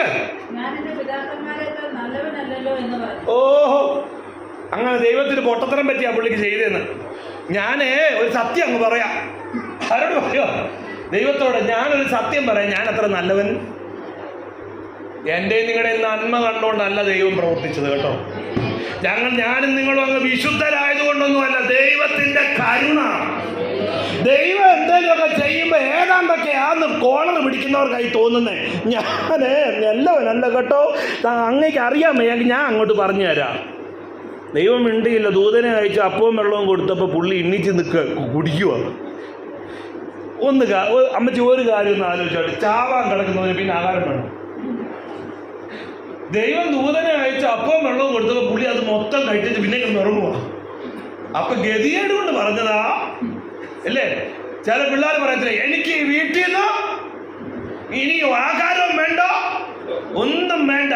11 മണിയൊക്കെ ആകുമ്പോൾ പതുക്കെ ഇറങ്ങി ഇങ്ങനെ ഇതോടി, ഓ വല്ലതും ഉണ്ടോ അല്ല, കുറച്ചുമ്പോ പറഞ്ഞു ഞാനെല്ലാം കലക്കി കമത്തി വെച്ചു. അത് ഞാനങ്ങ് പറഞ്ഞെന്നല്ല ഉള്ളൂ ഇല്ലേ. പിന്നെ അമ്മ രാവിലെ രാത്രി എണ്ണിച്ചു കൊടുക്കും. അങ്ങനത്തെ എല്ലാം അനുഭവം ഉള്ളവരൊക്കെ ഇല്ലേ. വാശിക്കെന്തോ അങ്ങ് വിളിച്ചു പറയും. പക്ഷെ പിന്നീട് ഞാൻ എൻ്റെ വാക്കുകൾ അവസാനിപ്പിക്കട്ടെ. ഇദ്ദേഹം മരിച്ചു വന്ന് ഈ പ്രാണനെ എടുത്തോണെന്ന് പറഞ്ഞ് ഈ പുള്ളി എന്ത് ചെയ്തിട്ടില്ല. ഈ വേദപുസ്തകത്തിൻ്റെ ചരിത്രത്തിൽ പുള്ളി എന്ത് ചെയ്തിട്ടില്ല, മരിച്ചിട്ടില്ല. ഉടലോട് സ്വർഗത്തിൽ പോയെന്നാ. പിന്നെ നമ്മൾ 2 രാജാക്കന്മാർ 2-ാം അധ്യായത്തിൽ 15-ലൊക്കെ വായിക്കുമ്പോൾ പുള്ളി ആകാശത്ത് തേര് വന്ന് മേലോട്ട് കയറിപ്പോയെന്നാ. അപ്പം മരിക്കാനായിട്ട് കൊതിച്ചവൻ, മരിച്ചോണ്ടാമെന്ന് പറഞ്ഞവൻ എന്ത് ചെയ്തില്ല. അപ്പൊ എന്റെ വിധി ഞാനല്ല തീരുമാനിക്കുന്നേ, എന്റെ വിധി ബാങ്കല്ല തീരുമാനിക്കുന്നേ, എന്റെ വിധി അയൽക്കാരനല്ല തീരുമാനിക്കുന്നേ, എന്റെ വിധി അവരെ പൂർവ്വക്കാരനല്ല തീരുമാനിക്കുന്നേ, എന്റെ വിധി സഭയല്ല തീരുമാനിക്കുന്നേ, എന്റെ വിധി എന്റെ ദൈവമാണ് തീരുമാനിക്കുന്നേ. ഞാൻ ചിന്തിച്ചിട്ടില്ലാത്ത വഴികൾ എന്റെ ദൈവം എനിക്ക് വേണ്ടി ഒരുക്കും. ഹല്ലേലൂയ. ഇതാണ് പഴയ നിയമത്തിന്റെ അനുഭവം. ശക്തിയുണ്ട്, ശക്തി പോയി കഴിയുമ്പോൾ പൊട്ടത്തരം കാണിക്കും. പുതിയ നിയമത്തിൽ വേറൊരു അനുഭവമാണ്. പരിശുദ്ധാത്മാവ് ഇറങ്ങി വന്നു. പരിശുദ്ധാത്മാവ് ഇറങ്ങി വന്നെന്ന് പറഞ്ഞിട്ട് എല്ലാവരും അങ്ങ് നല്ലവരായിട്ടൊന്നുമല്ല, കുഴപ്പമൊക്കെ പറ്റിയിട്ടുണ്ട്. 2 ഭക്തന്മാർ ഒരുമിച്ച് നിൽക്കുക, ഒറ്റ കരളോ ഒറ്റ മനസ്സാ. ആരൊക്കെയാണെന്നറിയാമോ? ബർന്നബാസ്, പൗലോസ്. രണ്ടുപേരും ഒരുമിച്ച ശുശ്രൂഷ, എല്ലായിടത്തും ഒരുമിച്ചാണ് നിൽക്കുന്നത്. ബർന്നബാസ് പൗലോസിനെ ശുശ്രൂഷയിലേക്ക് കൊണ്ടുവരുന്നത്. കാരണം ആദ്യം കൊണ്ടുവന്നിട്ട് എല്ലാവരും കൂടെ പാക്ക് ചെയ്ത് തിരിച്ചങ്ങ് അയച്ചു. ഇങ്ങോട്ട് വരണ്ട വന്നച്ചാ, അവിടെയാണ് പോയി കിടക്കുക, ഞാൻ കടികൊള്ളാൻ വയ്യാന്ന് തിരിച്ചു വിട്ടതാണ്. ഈ പുള്ളിനെ പോയി പിടിച്ചോണ്ട് വന്ന് ശുശ്രൂഷയ്ക്ക് ആക്കി ഈ ബർന്നബാസ്. അതുകൊണ്ട് അന്ന് മുതൽ ഒറ്റ ഇതാ, എവിടെ ചോദിച്ചാലും അങ്ങോട്ട് ചോദിക്കും, ബർന്നബാസ് അച്ഛാ എന്താ വേണ്ടേ? പൗലോസ് മോനെ നീ അങ്ങനെ പോടാ, ഇങ്ങനെ പോടാ. ഇങ്ങനെ ഒരുമിച്ച് നിന്നവരാ. ഒറ്റ വാക്യം വേഗം വായിച്ചു. അപ്പോസ്തലപ്രവൃത്തി നിങ്ങൾ വായിച്ചിട്ടുള്ളതാ 15:35. ബർന്നബാസിനും ശൗലിനും ഒരു പ്രത്യേകതയുണ്ട് കേട്ടോ, അത് അവിടെ കാണുന്നു. അപ്പോസ്തലപ്രവൃത്തി 15:35 മുതൽ 15 കുറെ നാൾ കഴിഞ്ഞിട്ട് ഇന്ന് പല ചർച്ചുകൾക്കും മെഗാ ചർച്ചുകൾക്കും ഇല്ലാത്തൊരു ചിന്ത ആർക്കുണ്ട്? പൗലോസിനും ബർന്നബാസിനും ഉണ്ട്. അവർ പറയുന്ന ചില പല ചർച്ചകളുണ്ട്. ഇവിടെ വന്ന് വിടുതൽ, സന്തോഷം, ബലം, കൃപ, ധനം, വഴി എല്ലാം പ്രാപിച്ചു. ഇവിടുന്ന് ഇറങ്ങിക്കഴിഞ്ഞാൽ പിന്നെ നിങ്ങൾ ആരാന്ന് എന്താന്നും നോക്കാൻ ഞങ്ങൾക്ക് സമയമില്ല, പല തിരക്കാം അല്ലേ? അങ്ങനെയുള്ള ചില സഭകളൊക്കെ ഉണ്ട്. വലിയ വലിയ സഭകളിലൊക്കെ പോയാലും കുഴപ്പം. ഈ കൊച്ചു കൊച്ചു സഭയിൽ പോയാൽ ഒന്നും അല്ലെങ്കിൽ വന്നില്ല എന്ത് ചെയ്യും? വിളിച്ച് ചോദിക്കും. വലിയ വലിയ സഭയിൽ പോയാൽ എന്ത് ചെയ്യും? നേരമില്ല. വെന്നി ബ്രദറുണ്ട്, ജോൺ ബ്രദറുണ്ട്, ജോസഫ് ബ്രദറുണ്ട്, ഒരു ബ്രദറിന് എന്തില്ല? സമയമില്ല. ഇങ്ങനെ തീ പിടിച്ച പോലെ ഓടുക, ആയിരങ്ങളെ നേടിക്കൊണ്ടിരിക്കുക. ആയിരങ്ങളെ നേടിക്കൊണ്ടിരിക്കുമ്പോൾ ചവിട്ടി വെച്ച മണ്ണെന്ത് ചെയ്തു? അങ്ങൊഴുകി പോവുക. അതല്ല പൗലോസിന്റെയും പിന്നെ ബർന്നബാസിന്റെയും. അവർക്കൊരു കാര്യം, നമ്മളെല്ലായിടത്തും പഠിക്കുന്ന സുവിശേഷം പറഞ്ഞാൽ പോരാ, എല്ലാവരും ഇപ്പൊ അവിടെ തന്നെ ഉണ്ടോന്നൊന്ന് നോക്കണം. നമ്മുടെ ചിന്നമ്മയുടെ മോന് ഇപ്പൊ 2 ആഴ്ച കൊണ്ട് വരുന്നില്ല. ഓൻ പോണം. അവൻ അതിന്റെ ചീട്ടുകളിക്കാരുടെ അപ്പുറത്ത് പതുക്കെ ഇരുന്നുകൊണ്ട് ചായ കുടിക്കുന്ന നിന്നാട് ഞാൻ കണ്ടു. അതുകൊണ്ട് അവനിഞ്ഞ് വന്നോട് ഞാൻ ഇവിടുന്ന് അഭിഷേകത്തിൽ ഒരു ദൂത് അയച്ചേക്കാം. അല്ല, അവന്റെ വീട്ടിൽ പോകണം. ചോദിക്കണം, മോനെ നീ എന്താടാ വരാത്ത ചർച്ചിലൊന്ന് ചോദിക്കണം. നേരമില്ല എന്ന് പറഞ്ഞപ്പോഴത്തെ ഇതങ്ങനല്ല, പോണം. അതുകൊണ്ട് അവിടെ പറഞ്ഞേക്കുന്നേ, എന്താ പറഞ്ഞേക്കുന്നേ? നാം കർത്താവിന്റെ വചനം അറിയിച്ച പട്ടണം തോറും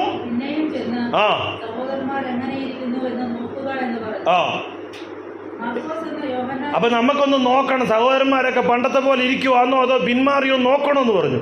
ഉടനെ ബർന്നബാസ് പറഞ്ഞു, നമുക്കൊരു അസിസ്റ്റന്റ് വേണം. ആരെ വേണം? മർക്കോസിനെ കൊണ്ടുപോകാം എന്ന് പറഞ്ഞു. പൗലോസ് പറഞ്ഞു, മർക്കോസിനെ കൊണ്ടുവന്ന പ്രശ്നമേ ഇല്ല. കാരണം എന്താ അറിയോ? ഇവനെ പണ്ട് വിളിച്ചോണ്ട് വന്ന, അത് പറയാൻ നേരമില്ല. അതെ, അപ്പോസ്തലപ്രവൃത്തി 12:25 ഇവനെ അസിസ്റ്റന്റായിട്ട് കൊണ്ടുപോയതാണ്. ഈ പുള്ളിനെ ചെറുപ്പക്കാരൻ, ഈ മർക്കോസ് സുവിശേഷം എഴുതിയ ആളെ പറ്റി ഈ പറയുന്നേ. മർക്കോസിന്റെ സുവിശേഷം നമ്മൾ പറയുന്നില്ലയോ, അത് എഴുതിയ ആളെ പറ്റി ഈ പറയുന്നേ. ഈ പുള്ളിയെ പണ്ട് വിളിച്ചോണ്ട്, മോനെ നീ ഇങ്ങനെ പോരാ, നമ്മുടെ കൂടെ വാ എന്നും പറഞ്ഞ് വിളിച്ചോണ്ട് പോയതാ. അത് നിങ്ങൾക്ക് വായിക്കാൻ നേരമില്ലാത്തതുകൊണ്ട് ഞാനിങ്ങനെ പറഞ്ഞു, അമ്മ ദേവദാസി എന്നെ ഇങ്ങനെ നോക്കുന്നു, ഇനി 2-3 മിനിറ്റോടെ ഉള്ളൂ എന്നുള്ള നിലയിൽ ഇങ്ങനെ നോക്കും. ഞാനങ്ങ് നിർത്തുക. പക്ഷേ നോക്കുക, വായിച്ചു നോക്ക്, 12-20 വായിപ്പിക്കത്തില്ല. അല്ല, അവിടെ എഴുതി വെച്ചിട്ടുണ്ട് ഈ പുള്ളിനെ വിളിച്ചോണ്ടാ പോയെ. പക്ഷെ പുള്ളി എന്ത് ചെയ്യുന്നറിയോ? അത്ഭുതോടെ ആളൊക്കെ ഉണ്ട്. 13:7 പുള്ളി പറഞ്ഞു, എന്നെ കൊണ്ട് ഈ പരിപാടി. പുള്ളി കളഞ്ഞേച്ച് പോയതാ. ഇപ്പൊ ആ ആളെയാണ് ആര് കൊണ്ടുപോകണമെന്ന് പറയുന്നത്? ബർന്നബാസ് പറ, അവനെ കൊണ്ടുവന്നു നമുക്ക്. അന്നേരം പൗലോസ് പറഞ്ഞ്, ചത്താലും അവനെ കൊണ്ടുവന്ന പരിപാടിയിൽ അവൻ പണ്ട് നമ്മളെ കളഞ്ഞേച്ച് പോയവനാ, അവനെ വിളിക്കുന്ന പരിപാടി. എന്നിട്ട് രണ്ടുകൂടെ ഭയങ്കര ബഹളം. ചീത്തവിടെയൊന്നും ഉണ്ടായി കാണത്തില്ല. അവിടെ എഴുതിയിരിക്കുന്ന ഉഗ്രവാദം. ആര് തമ്മിൽ? ബർന്നബാസും പൗലോസും ഭയങ്കര വഴക്കും. അവസാനം ബർന്നബാസ് പോയി മർക്കോസിനെയും വിളിച്ചുകൊണ്ട് വേറെ പോയി, പൗലോസ് സീലാസിനെയും വിളിച്ചുകൊണ്ട് വേറെ. 2 ദേവദാസന്മാർ തമ്മിൽ ഭയങ്കര വഴക്കുണ്ടായി, പിണങ്ങി. പിന്നെ അവർ കണ്ടിട്ടുണ്ടോന്ന് അറിയത്തില്ല. മർക്കോസിനെ എടുക്കാൻ പറ്റത്തില്ല. ആരാ പറയുന്നേ? അഭിഷേകമുള്ളവർ, പരിശുദ്ധാത്മാവുള്ളവർ, ലേഖനം എഴുതിയവർ പറയുക, ക്ഷമിക്കത്തില്ല. ഇനി ആരും വന്നാലും ക്ഷമിക്കത്തില്ല. അവൻ പണ്ട് നമ്മളെ കളഞ്ഞു പോകാൻ, അവനെ കൊണ്ടുപോകാൻ പ്രശ്നമില്ല. പക്ഷേ നാളുകൾ കഴിഞ്ഞ് ബർന്നബാസ് മരിച്ചു. ലോകത്തിൽ അനേക സംഭവം നടന്നു. കർത്താവിന്റെ ദാസന് ഒത്തിരി ദൂതെഴുതി, എല്ലാം എഴുതി. ഇപ്പം മരിക്കാൻ കിടക്കുക, അവസാന ശുശ്രൂഷ. അത് വായിച്ചിട്ട് വാക്ക് അവസാനിപ്പിക്കുക. വായിക്കാം. 2 തീമോഥെയോസ് 4-1 മുതലുള്ള വാക്യം വേഗം വായിച്ചു. 2 തീമോഥെയോസ് 4-1 മുതലുള്ള വാക്യം. താൻ മരിക്കാൻ കിടക്കുക, തന്നെ കൊല്ലാനുള്ള വാള്, അതെ, റോമൻ കൈസറുടെ അരമനയിൽ അല്ലെങ്കിൽ അതിന്റെ ശിക്ഷാസ്ഥലത്ത് രാവിക്കൊണ്ടിരിക്കുന്നവരുടെ ചെവി കേൾക്കാം. അത് കേട്ടുകൊണ്ടിരിക്കുമ്പോൾ താൻ എഴുതുക. വേഗം വായിച്ചു. ഞാൻ ദൈവത്തെയും ജീവികൾക്കും മരിച്ചവർക്ക് ന്യായവിസ്താരം നടത്താനിരിക്കുന്ന യേശു ക്രിസ്തുവിനെയും സാക്ഷി വെച്ച് അവന്റെ പ്രത്യക്ഷതയും രാജ്യവും ചെയ്ത്, മോനെ ഞാൻ മരിക്കാൻ പോവുക, ഇനി നിന്നെ ഞാൻ കാണൂല, പക്ഷെ ഞാൻ അത് സത്യം ചെയ്ത് നിന്നെ പ്രബോധിപ്പിക്കുക. നീ വചനം പ്രസംഗിക്കണം കുഞ്ഞേ. സമയത്ത് മാത്രമല്ല, സമയത്തിലും അസമയത്തിലും നീ ഒരുങ്ങി നിന്നോണം. അടുത്ത വാക്യം. ആ ദീർഘക്ഷമ വേണം കേട്ടോ, ദീർഘക്ഷമ. സിസ്റ്ററെ ആരെ എഴുതുന്നേ? ഇത് ഒന്നാമതല്ല എഴുതുന്ന ഓരോതാ. ദീർഘക്ഷമ വേണമെന്ന് മുമ്പേ ഒരു ചെറുക്കനോട് പറഞ്ഞാ, മേലായി പടിയിലില്ല, പൊക്കോണമെന്ന് പറഞ്ഞ് വിട്ടേക്കുന്ന. ഇപ്പൊ കുറെ നാൾ കഴിഞ്ഞപ്പോ തിരിഞ്ഞു മനസ്സ്. അതാ പരിശുദ്ധാത്മാവിന്റെ അഭിഷേകം. ദീർഘക്ഷമയോടെ വേണം. ശാസിച്ചോ, പക്ഷെ ദീർഘക്ഷമയോടെ വരുവാന്നേ ഗുണപ്പെടുത്തിക്കോണം. അല്ലാതെ തട്ടിക്കളയരുത്. എന്നേക്കാട്ട് ഒഴിച്ചു കളയരുത്. ഇനി ഏലിയാമ്മ ഇവിടെ വന്നാലും ഇവിടോട്ട് കയറ്റത്തില്ല, അവിടെ മക്കളെ കയറ്റത്തില്ല, get out എന്ന് പറഞ്ഞ് അടിച്ചു നിർത്തുമല്ല. ശരിയായി വന്നാൽ തിരിച്ചെടുക്കാം. ഏതാണ് വായിച്ചോ, വായിച്ചോ. ദീർഘക്ഷമയോടും ഉപദേശത്തോടും കൂടെ ശാസിക്കുക, തർജ്ജനം ചെയ്യുക, പ്രബോധിപ്പിക്കുക. പഥ്യോപദേശം പൊറുക്കാതെ കർണരസമാകുമാറ് സ്വന്തം മോഹങ്ങൾക്കൊത്തവണ്ണം ഉപദേഷ്ടാക്കന്മാരെ പെരുക്കുന്ന കാലം വരെ സ്വന്തം ഇഷ്ടത്തിനനുസരിച്ച് ഉപദേശക്കാരന്മാർ വാച്ചമാർ ആ പാസ് കൊള്ളാം. കാരണം എല്ലാം വിടുതൽ എന്നാ. എൻ്റെ ജീവിതത്തിൽ കുറവൊന്നും പറഞ്ഞില്ല, എല്ലാം വിടുതൽ കൊള്ളാം. അത് നല്ല ചെവിക്ക് കേൾക്കാം. അടുത്ത ആഴ്ച നിന്നെ വിളിക്കണേ. വായിച്ചോ. സത്യത്തിന് ചെവി കൊടുക്കാതെ കെട്ടുകഥ കേൾപ്പാൻ തിരികെ ചെയ്യുന്ന കാലം വന്നു. ഇപ്പൊ വന്നു. വായിച്ചോ. നീ സകലത്തിലും നിർമ്മതനായിരിക്ക, കഷ്ടം സഹിക്ക, സുവിശേഷകന്റെ പ്രവൃത്തി ചെയ്യുക, നിന്റെ ശുശ്രൂഷ നിറപടിയായി നിവർത്തിക്ക. ഞാനിതാ യാഗമായി ഒഴിക്കപ്പെടുകയാണ്. എന്റെ മരണകാലം അടുത്തു. ഞാൻ നല്ലപോലെ പൊരുതു, ഓട്ടം തികച്ചു, വിശ്വാസം കാത്തു. നീതിയുടെ കിരീടം എനിക്ക് ഒരുക്കി വെച്ചിരിക്കുക. അത് നീതിയുടെ ന്യായാധിപതിയായ കർത്താവ് ആ ദിവസം എനിക്ക് തരും. എനിക്ക് മാത്രമല്ല, അവന്റെ പ്രത്യക്ഷതയെ പ്രിയം വെച്ചിരിക്കുന്ന ഏത് കാലത്തുണ്ടോ അവർക്കൊക്കെ. വായിച്ചോ നിർത്തുവോ. വേഗത്തിൽ വന്നതിന് മോനെ ഞാൻ എപ്പോഴും എൻ്റെ കൂടെ ദേമാസ് തന്നെ പേര് പറയുമായിരുന്നു. ദേമാസ് ഇവിടെ വന്നതിന്റെ അവൻ പോയി കേട്ടോ. ദേമാസ് ഈ ലോകത്തെ സ്നേഹിച്ച് എന്നെ വിട്ടുപോയി. അവൻ പോയി. വേറൊരുത്തൻ ഗലാത്തിക്ക് പോയി. അതെല്ലാം സുവിശേഷം വിട്ട് പോയവർ മാത്രമല്ല, തീത്തോസൊക്കെ കർത്താവിന്റെ വേലയുമായിട്ട് ബന്ധപ്പെട്ട ഒരാൾ കളഞ്ഞേച്ച് പോയെന്ന് പറഞ്ഞുകൊണ്ട് എടുത്തു പറയുന്നു ലോകത്തെ സ്നേഹിച്ചു ദേമാസ്. എന്നെ ഇപ്പൊ ഞാൻ മാത്രമേ ഉള്ളൂ. ഞാൻ വെച്ചോ. ഇപ്പൊ എന്റെ കൂടെ സുവിശേഷം എഴുതുന്ന ലൂക്കോസ് മാത്രമേ ഉള്ളൂ. അവിടെ നിർത്തുക. ഞാൻ മർക്കോസ് എനിക്ക് ശുശ്രൂഷയ്ക്ക് ഉപയോഗമുള്ളവനാകയാൽ അവസാന കാലത്ത് ഞാൻ മരിക്കാതെ കിടക്കുമ്പോൾ എനിക്ക് വെള്ളം കൊടുക്കാൻ കൊള്ളാവുന്ന ഒരുത്തരെ ഞാൻ കാണുന്നു. ആര്? ഒരിക്കൽ കളഞ്ഞവനെ, ഒരിക്കൽ വേണ്ടെന്ന് പറഞ്ഞവനെ ആര് മാറ്റി? കർത്താവിന്റെ ആത്മാവ്. അതുകൊണ്ട് ശക്തി മാത്രം പോരാ, ദൈവാത്മാവിന്റെ കൂട്ടായ്മ വേണം. അതുകൊണ്ട് ദൈവാത്മാവ് പറയുന്നു, ജനത്തോട് പറയുന്നു, ഒരു കർത്താവിലും അവന്റെ അമിത ബലത്തിലും. ബലം മാത്രമായ ഞാൻ തെറ്റിപ്പോവും. കർത്താവ് പരിശുദ്ധാത്മാവ് അവൻ എന്നോടൊപ്പം വേണം. ബലങ്ങളാൽ ദൈവം നമ്മെ സഹായിക്കും.